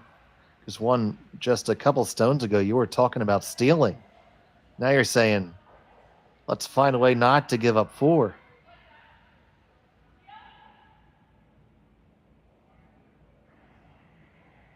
So Kim Seonyeong with her final stone. Just trying to catch a little sliver of this red in the back so they can kick the one out. And they do. That's very well executed. That's certainly not easy, but leaves a wide open draw for 3. Take a look at that again. You see that from the hack. You see an 1/8 of a stone, maybe. You just have to have faith that you know it's there. You know you can brush it clear. And out it goes. And if they find a way to win this game, it's really likely because of a shot like that. But they're only in that situation because they went really hard for the gusto there with that freeze attempt on the one stone, which Cory Dropkin threw a little bit too heavy. But they weren't able to convert, and the Coreys pounced on the opportunity. So now sitting 2, final stone of the 6th end, just needs full 8 foot for a 3rd point.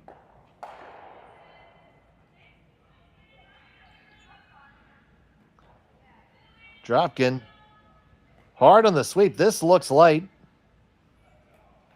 Can Cory drag it there? Can Cory drag it there? It's got to be full 8. Got to be full 8. Head down, Cory. Oh, look, he says, yeah, no problem, bro. I got that all day. 1, 2, 3. And it's a 5-4 lead for the Coreys. Kim and Jeong will have the hammer in 7 when we return to the Saville Center on Curling Stadium. Developed over a decade in collaboration with the finest ice makers this side of the Atlantic, the Pebblehead PB5 is nothing short of a triumph of sophistication and craftsmanship.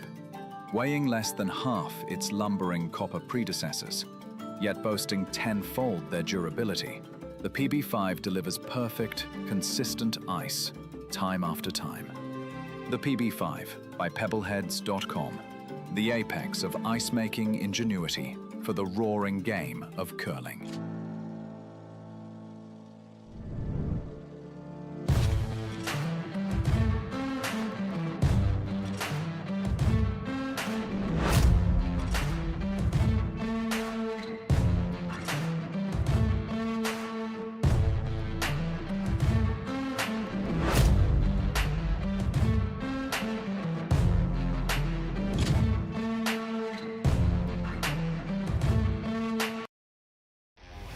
2025-2026 Grand Slam of Curling schedule is out, with big events happening all over Canada, like the Masters heading to London in September, the Tour Challenge from Nisku this October, the Canadian Open from Saskatoon in December, and the Players' Championship from Steinbeck coming in January.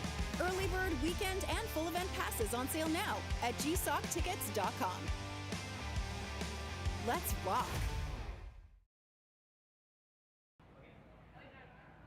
And welcome back to Curling Stadium, and 3-spot on the power play for Cory and Korey.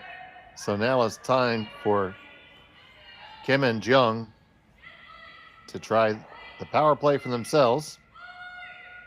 And here you see this new standard first shot, the push shot.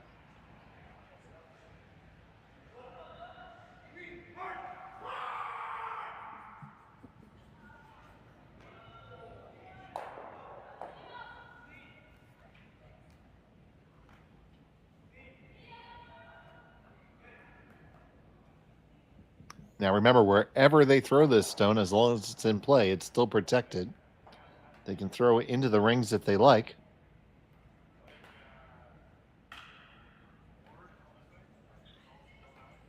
Looks like they're going to play full 12 on the same side as what they already had. And lie 2 on one side.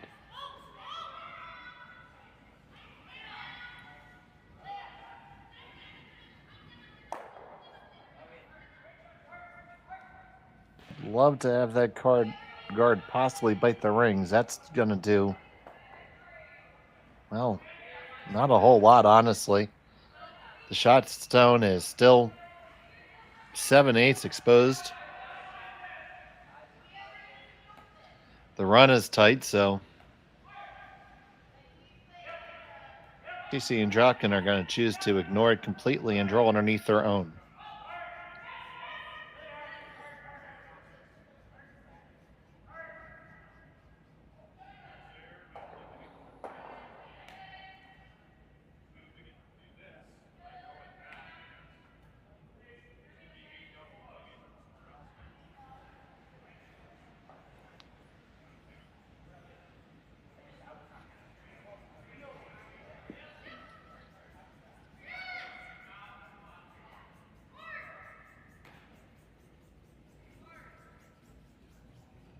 Well, that one comes all the way to the back 4, not under anything really. So it's a free chase for Kim and Jeong, and they can sit too. We have action from Saville all weekend here.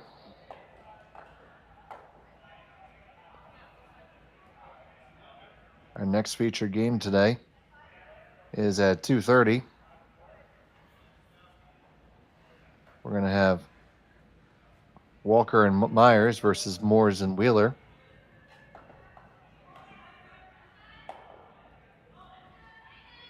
On Curling Stadium, you'll be able to join Sean Joyce and Rory McCusker.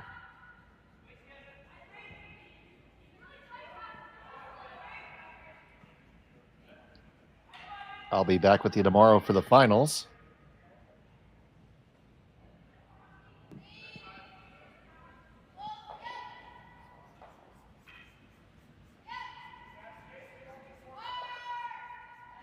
So you see they got shot stone out of it, but the second one still belongs to Cory and Korey. They think they can play a nice downweight shot, get past the high guard onto their own.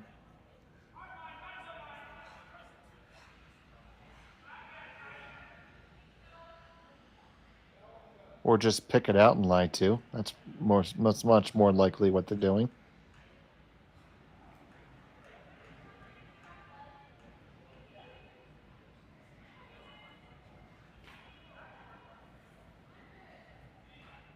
So, Dropkin.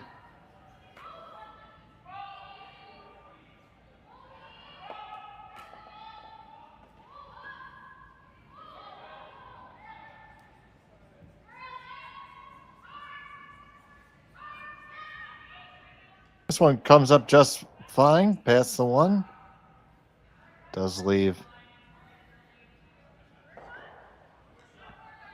a few different options. They're looking first at the straight hit and roll. I thought for a second they might take the double from the right side as we're looking at it, because you might be able to, if you throw it with enough weight, get it underneath your own corner guard.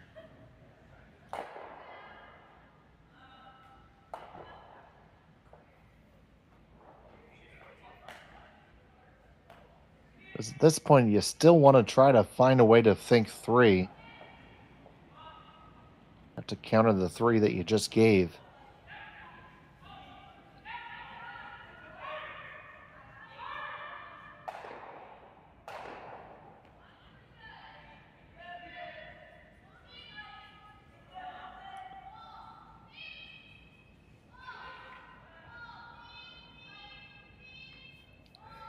Coming down with like board weight.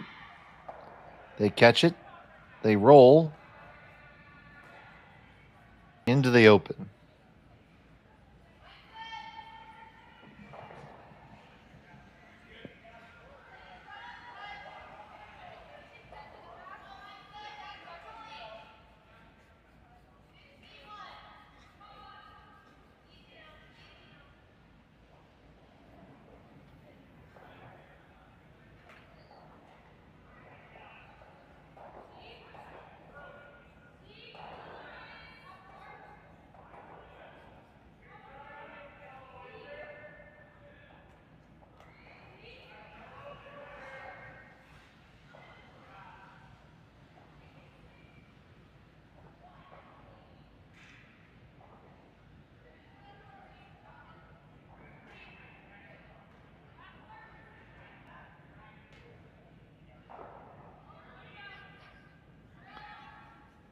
So last down from Cory.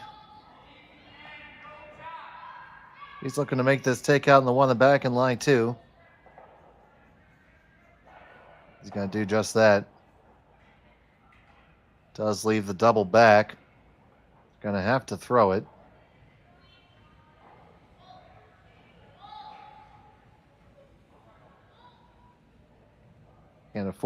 Can't really afford to wait any longer to throw this.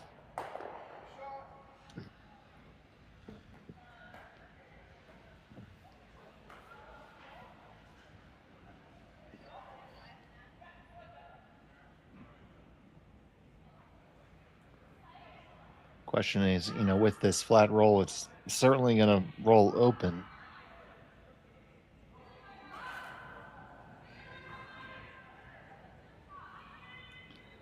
A couple spots to hit it perfect where it won't, but quite a few more that aren't.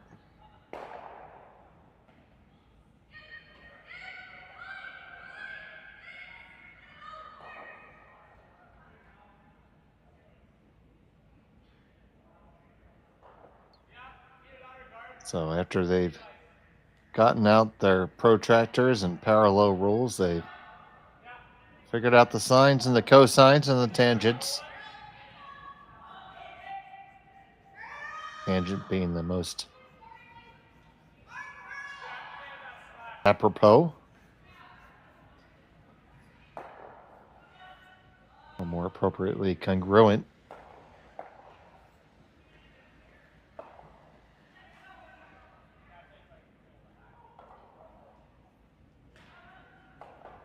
Was just a sliver less dice.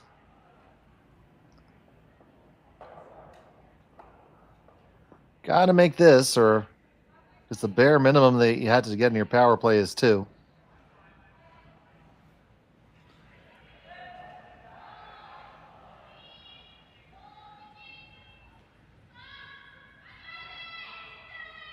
Trying to walk it over, this is not even nose.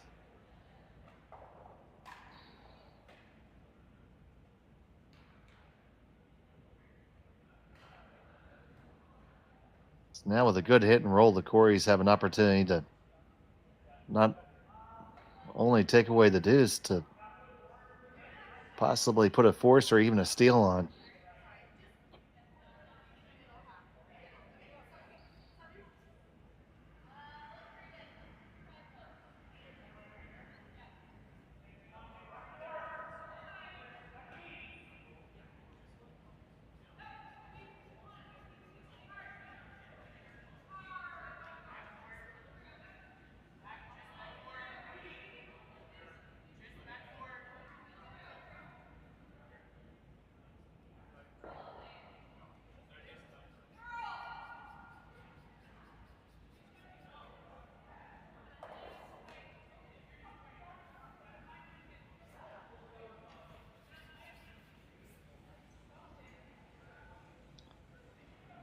So Cory Thiesse trying to hit and roll underneath cover here.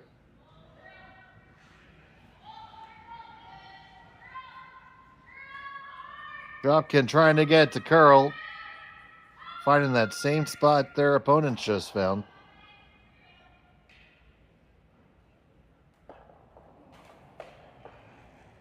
And it does not come in for second stone. So now it's just a nose hit and the one in the back for two.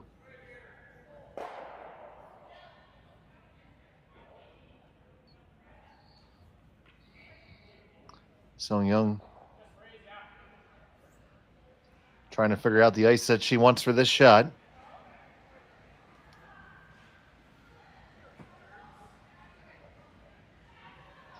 She handles her own brushing.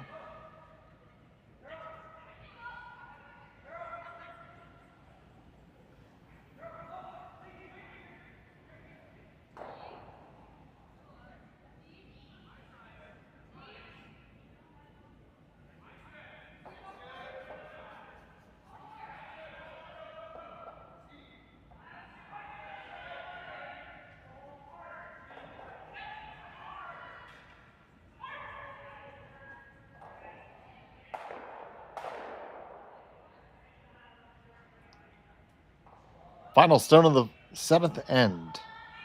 Knee and nose hit for a deuce.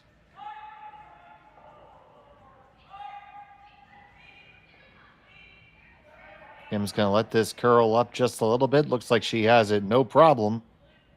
And put two on the board for red. Thiesse and Dropkin will be coming home with hammer, down by one, when we come back. You're watching Curling Stadium. Hey guys, what can I get started for you today? Bananas away, regular? And I'll have the rip berry, but can I get vanilla oat milk? And I'll add spinach and ginger. And can I substitute the raspberries for strawberries? Also add the chia and hemp seed. And definitely have the power booster and the collagen booster. And can I get that blended twice? Wow. For Alicia, Custom Chaos? One of a kind. You're one of a kind. Booster juice, freshly made, your way. Developed over a decade in collaboration with the finest ice makers this side of the Atlantic, the Pebblehead PB5 is nothing short of a triumph of sophistication and craftsmanship. Weighing less than half its lumbering copper predecessors, yet boasting tenfold their durability, the PB5 delivers perfect, consistent ice, time after time. The PB5 by Pebbleheads.com, the apex of ice-making ingenuity for the roaring game of curling. Live curling rocks. And this November, the best in the world are coming to Tahoe. Get your seats now at gsoctickets.com. But hurry, early bird pricing ends soon.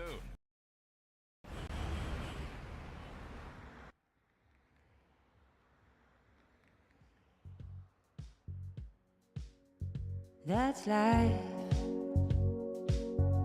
That's what all the people say.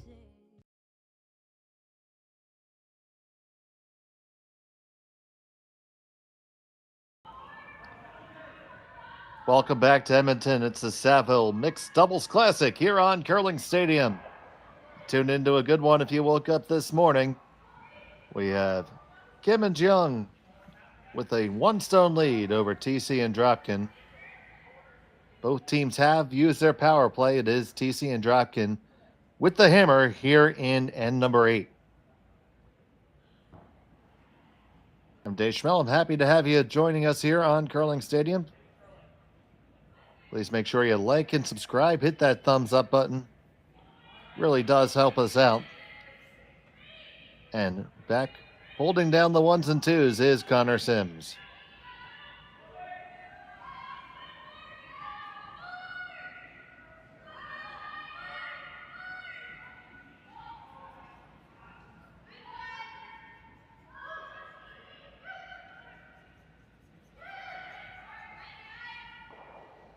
Cory Thiesse plays the old follow down. Gets a little separation, which is good if they're going to get a multiple score. Pretty simple. If the Coreys can manufacture a deuce, they're going to win.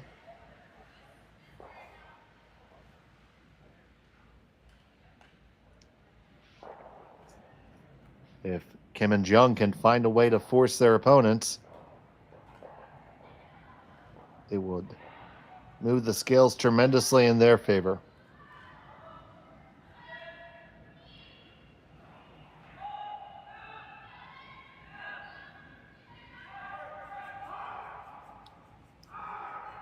This one from Seonyeong. Sorry, from Yeongseok, rather. Swept by Seonyeong right on with a nice angle. Good shot.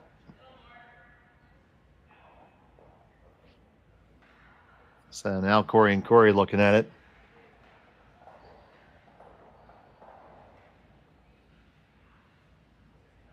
First instinct would be a corner freeze on the right-hand side as we look at the long view. Get there from whatever turning you like, really. They're thinking out turn.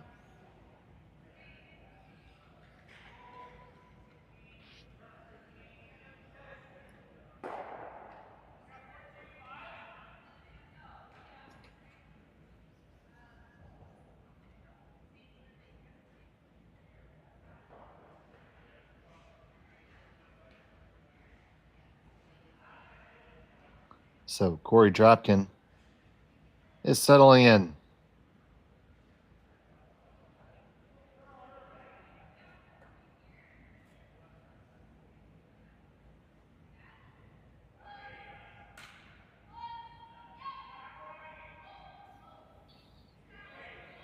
Just keeping it clean right now.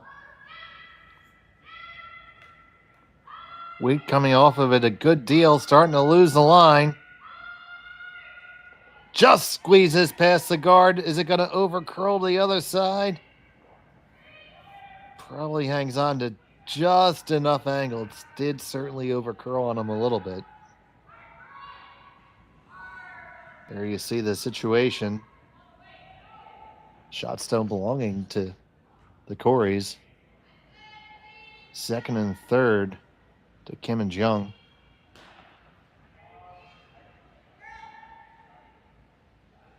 And they know the situation. They know a force is good for them.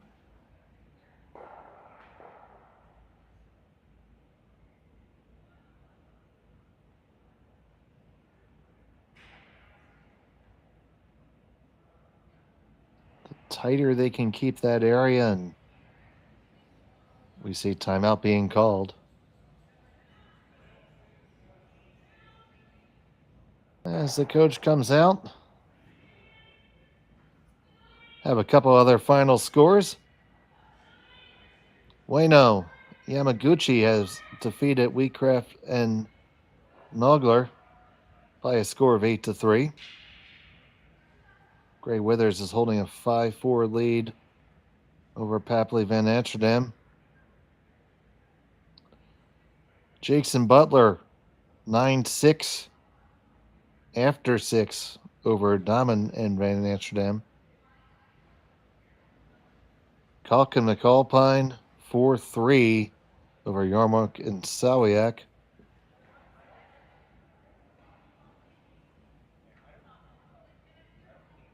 Very tight game between Richardson Davies and Morris Wheeler.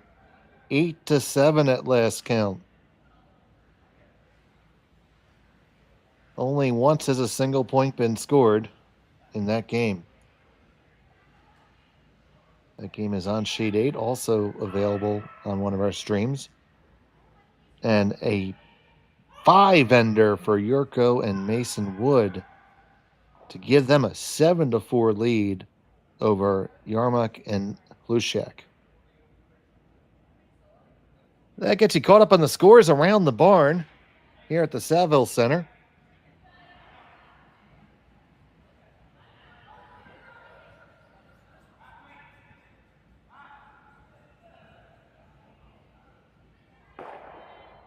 And we'll see what they cooked up coming out of the timeout.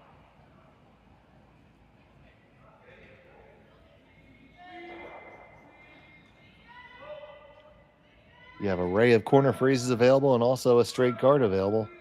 See what they decided was the best course of action.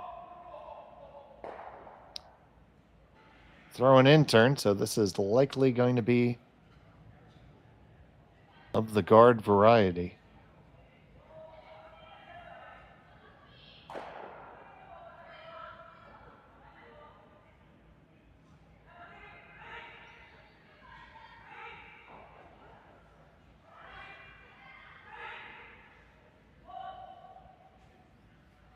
It is going to come down into the rings. You want to stay on the outside of that stone. Right in front, it's still a really good outcome for him. And now the Corey's trying to see if running the whole pile helps them.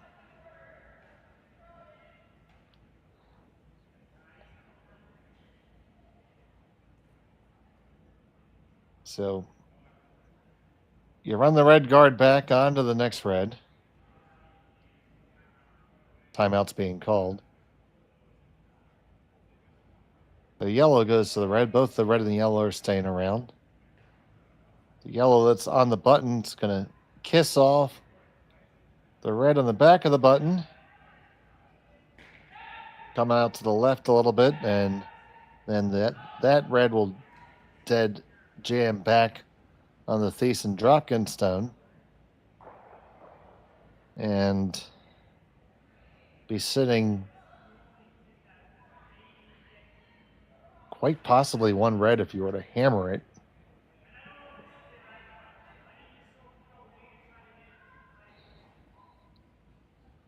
Or do you try to set something up to maybe be able to eject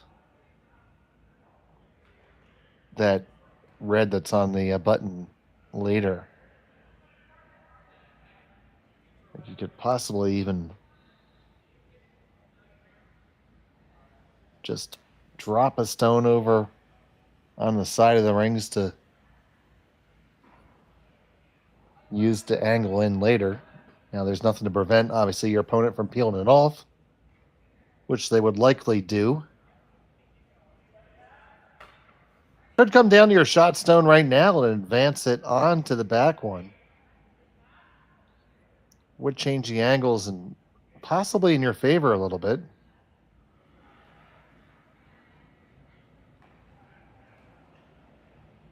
But it looks like running the works is the plan.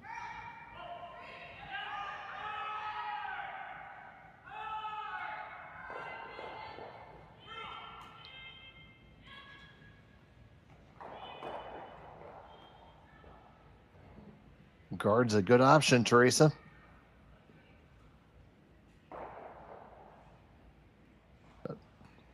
Here we go.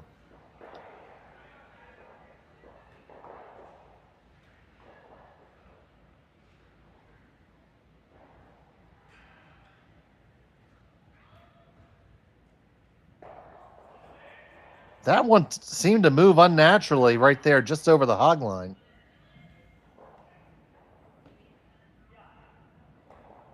Looked like it picked really quick. Let's see if he's doing the sweepy sweep. You take a look at it right there. It grabbed something and took on a lot more rotation. And they were just going to split the guards there to give themselves something to run, which would have been good because there would have been no way for their opponent to remove both of them, but that's just an unfortunate break.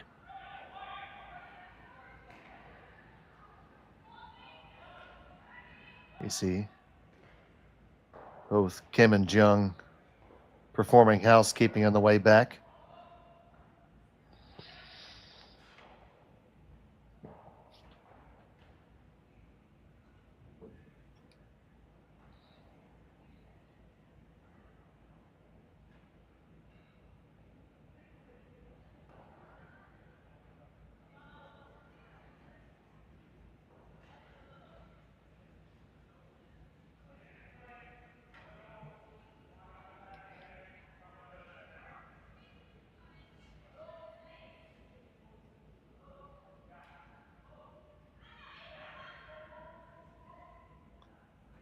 And that one did not make it over the hog line. So basically, for all that, 2 free stones and nothing happened.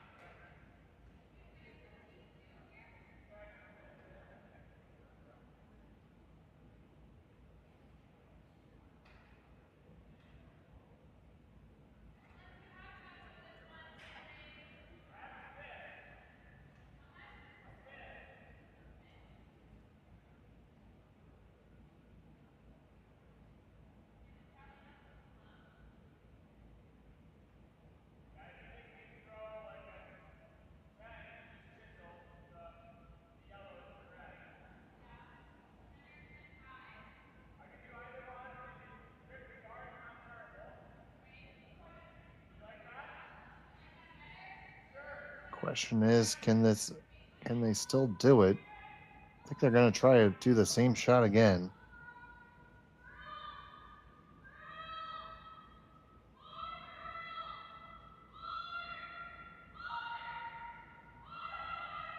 This one's coming with a little bit more weight.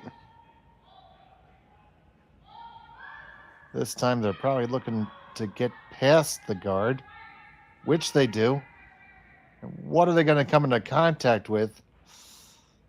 Just the top one for Kim and Jeong, and that is extremely interesting because now Kim and Jeong can excise that shot stone that Thiesse and Dropkin have been hanging on to for the tie. It does not come without risk, though. You could certainly mess up the works and give the Coreys a chance to win the game, so a lot of argument to be made to throw a guard of some sort in here.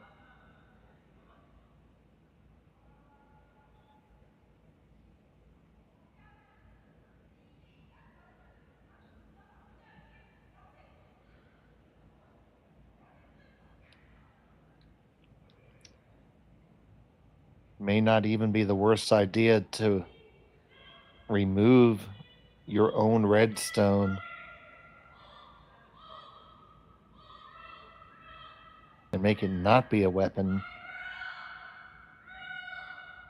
I mean, that's the aggressive play right there, and it's certainly there. So even if you, as long as you catch the shot stone,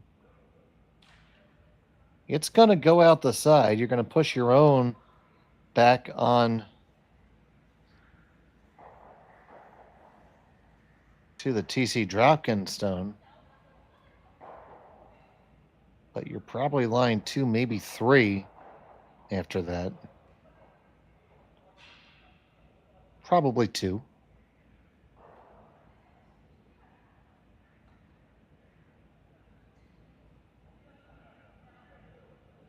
As it stands right now, there's not a whole lot that Cory and Korey can do to score 2.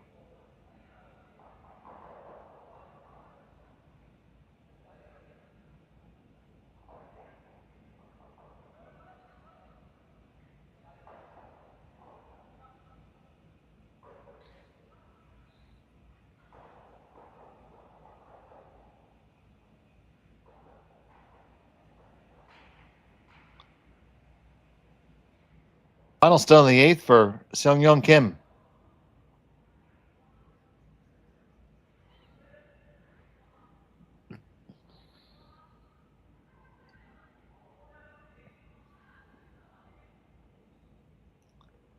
And they are just going to guard.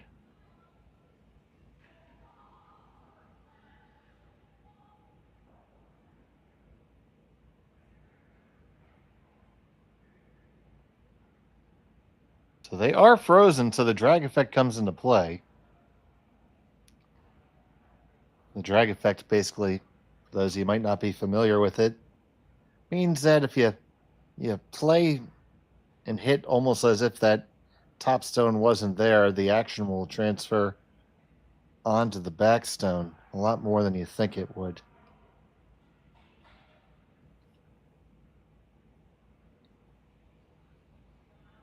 They're thinking that if they run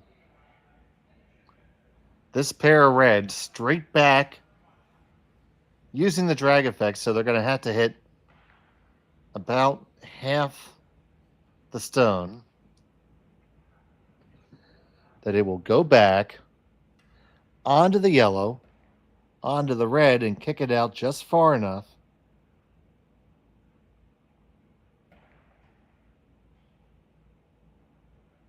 to pick the red out. Also, you're going to be getting your stones moving. So here we go. Final stone of the 8th end. Cory Thiesse. They're going to try to drag these back. Way too far on the outside. And it's going to be a single point and a single point only. And we're going to have bonus curling. All tied up. Kim and Jeong will have the hammer in the extra when we come back. You're watching Curling Stadium.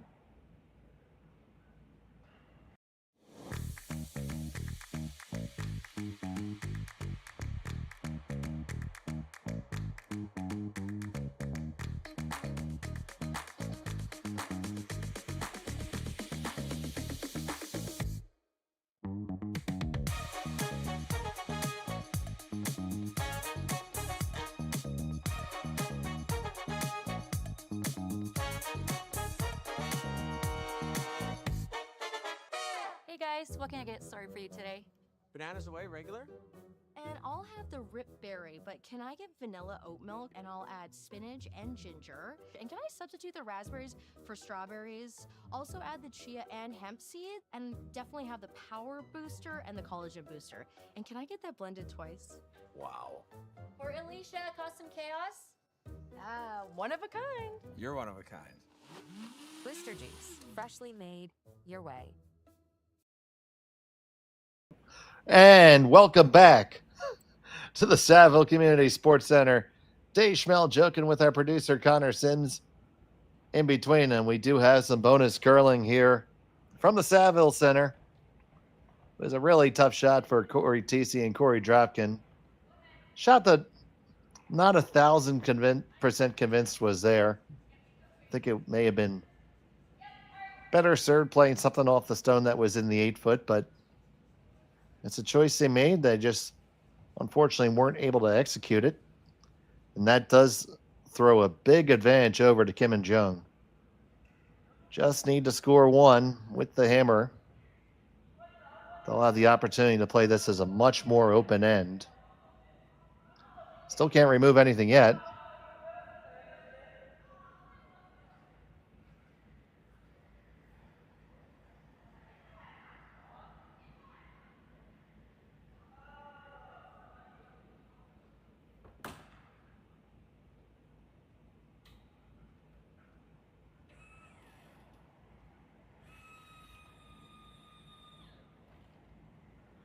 First one on the way from Seonyeong.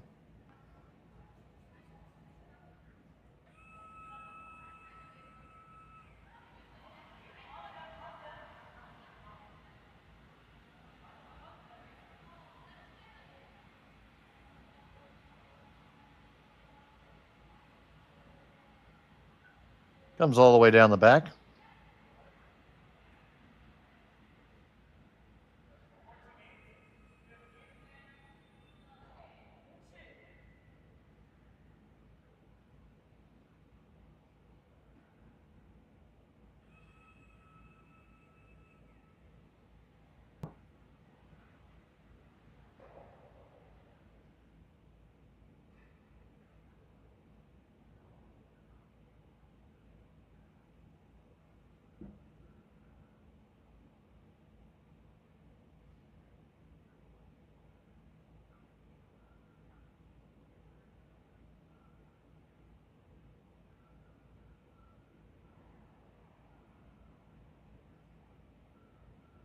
So Corey Dropkin's going to look to freeze one in there. That's going to have to be their way out of this, weld their way in.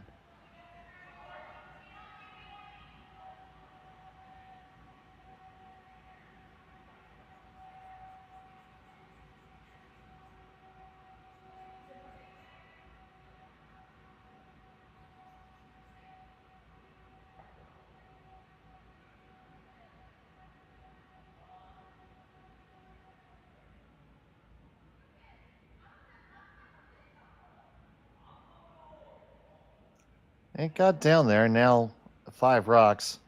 This is where we're going to see peels occur now. They don't have to worry about manufacturing a deuce. Just find a way to get a single. So the guards get to go away now.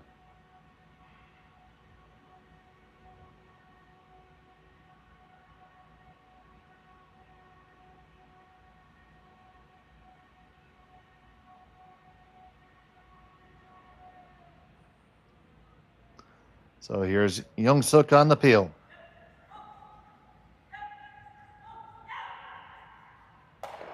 One, two. Open things up in the back, which is kind of important, but left a lot of guards there, so can't really say that's a full make. He knows it too.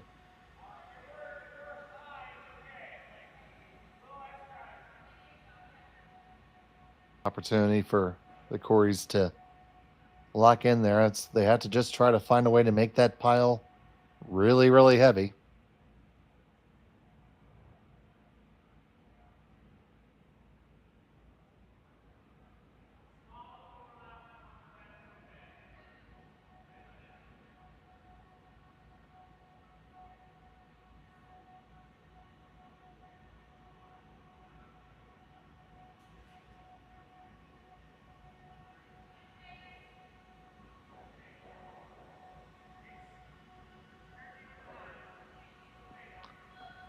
On the way down from Dropkin.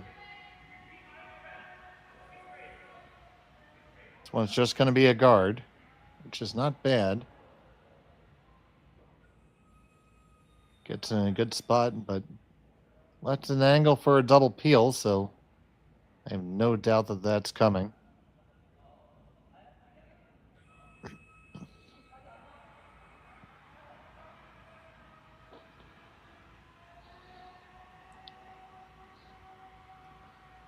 A really good shot could kill all 3 yellows here.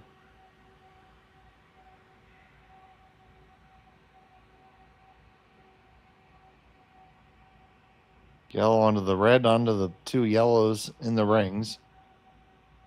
Extremely difficult, but the angles do angle. So on the way from Yeongseok.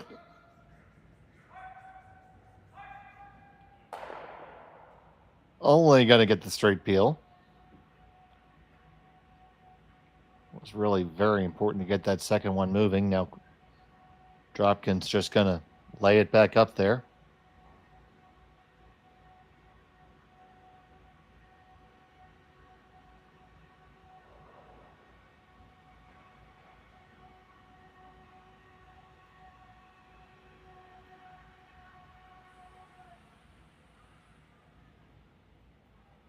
Our feature game is the only game left out there. So all eyes on Cory Dropkin.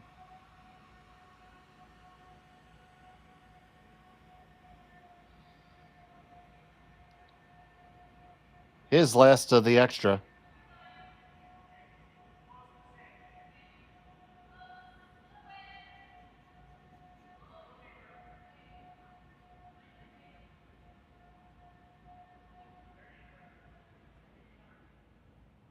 And the guard is back up. Significantly tighter this time.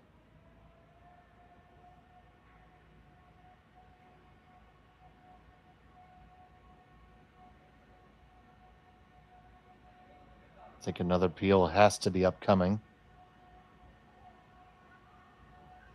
Or do you go and get there first? Now the guard is so long. absolutely no problem in throwing a down weight shot and pushing that one back right now. And possibly with those guards being staggered, getting to a place where the Coreys can't dig it out or even draw it out, count it. I would be tempted to make that play now.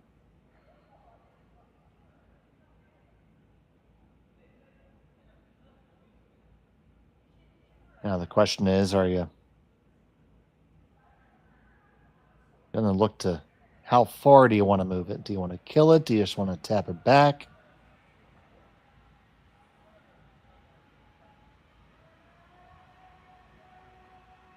I don't like going there.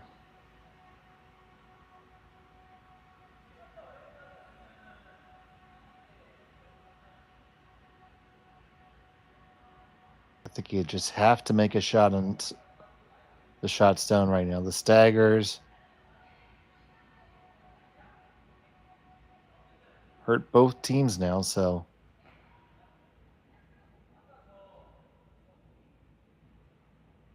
yep, they are going to make the play on it.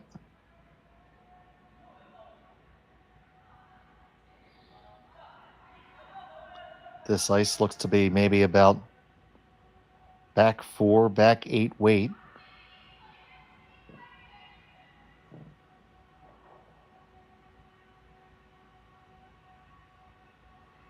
So playing the out turn tap here.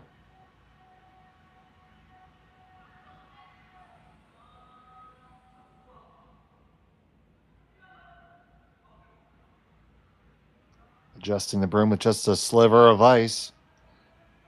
Huge shot for Yeongseok Jeong. His final of the extra. Seonyeong on the line call, telling them to sweep. Now we're off it. We're going to be clear of the guards, no problem. Need to get clear the second one. Pass the second one. Yes! And onto it and push it back. And they are shot rock. Top button.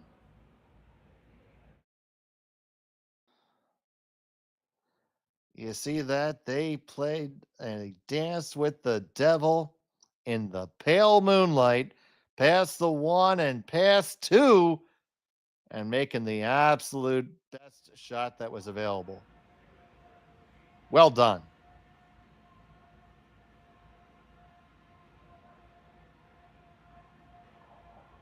So now the Coreys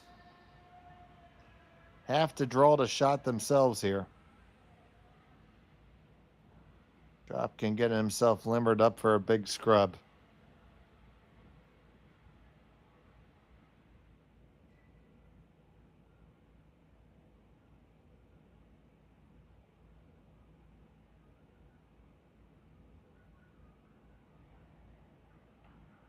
So here it comes, Cory Thiesse. Her final, the extra. Has to be shot rock after this. Needs a good piece of the button. Cory Dropkin. Watching it. It's going to have plenty of room past the guard. All about the weight right now. Has to settle in and stop on the lid. Settle in and stop. It does hold on. Shot stone right now for the Coreys. 2 ways to get there.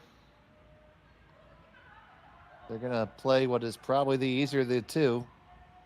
Tap on the one they just threw. Now you don't have to get quite as friendly with the guards here.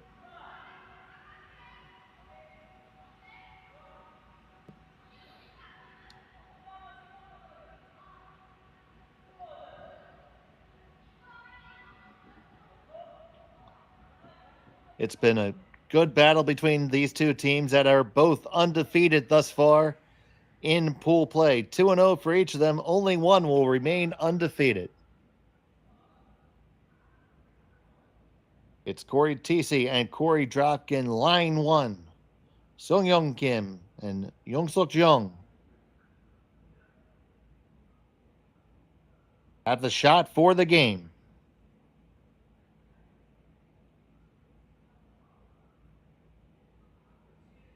So you're getting it visualized in your head. You see yourself make it. You see it made. You feel it made. Now, you go and make it.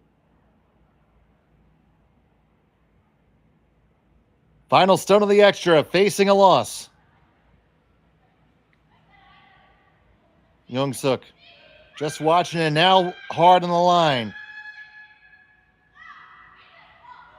Past the first guards, no problem. Now here come the second set of guards. Need to get past this guy too. Really close to get ricochet off and just grab a little piece of it. You did not hold the line, and it's a steal of one and the win for Cory Thiesse and Cory Dropkin. Wow. Take another look at this. They said, man, we got plenty of room. We got all day. We got all the daylight. And then all of a sudden the daylight went away and they could not hold it. And they give the victory to Cory Thiesse and Cory Dropkin. So you can make that final 7-6 in favor of Thiesse and Dropkin. They remain undefeated, 3-0 in pool play. Kim and Jeong fall to 2-1. Stay with us all weekend here on Curling Stadium. We'll have all the action. Thank you so much for joining us. From the Saville Community Sports Center, for Connor Sims, I'm Dave Schmel. Thanks for watching. Live curling rocks. And this November, the best in the world are coming to Tahoe. Get your seats now at gsoctickets.com. But hurry, early bird pricing ends soon. Hey guys, what can I get started for you today? Bananas away, regular? And I'll have the rip berry, but can I get vanilla oat milk? And I'll add spinach and ginger. And can I substitute the raspberries for strawberries? Also add the chia and hemp seed, and definitely have the power booster and the collagen booster. And can I get that blended twice? Wow. For Alicia, Custom Chaos? One of a kind. You're one of a kind. Booster juice, freshly made your way.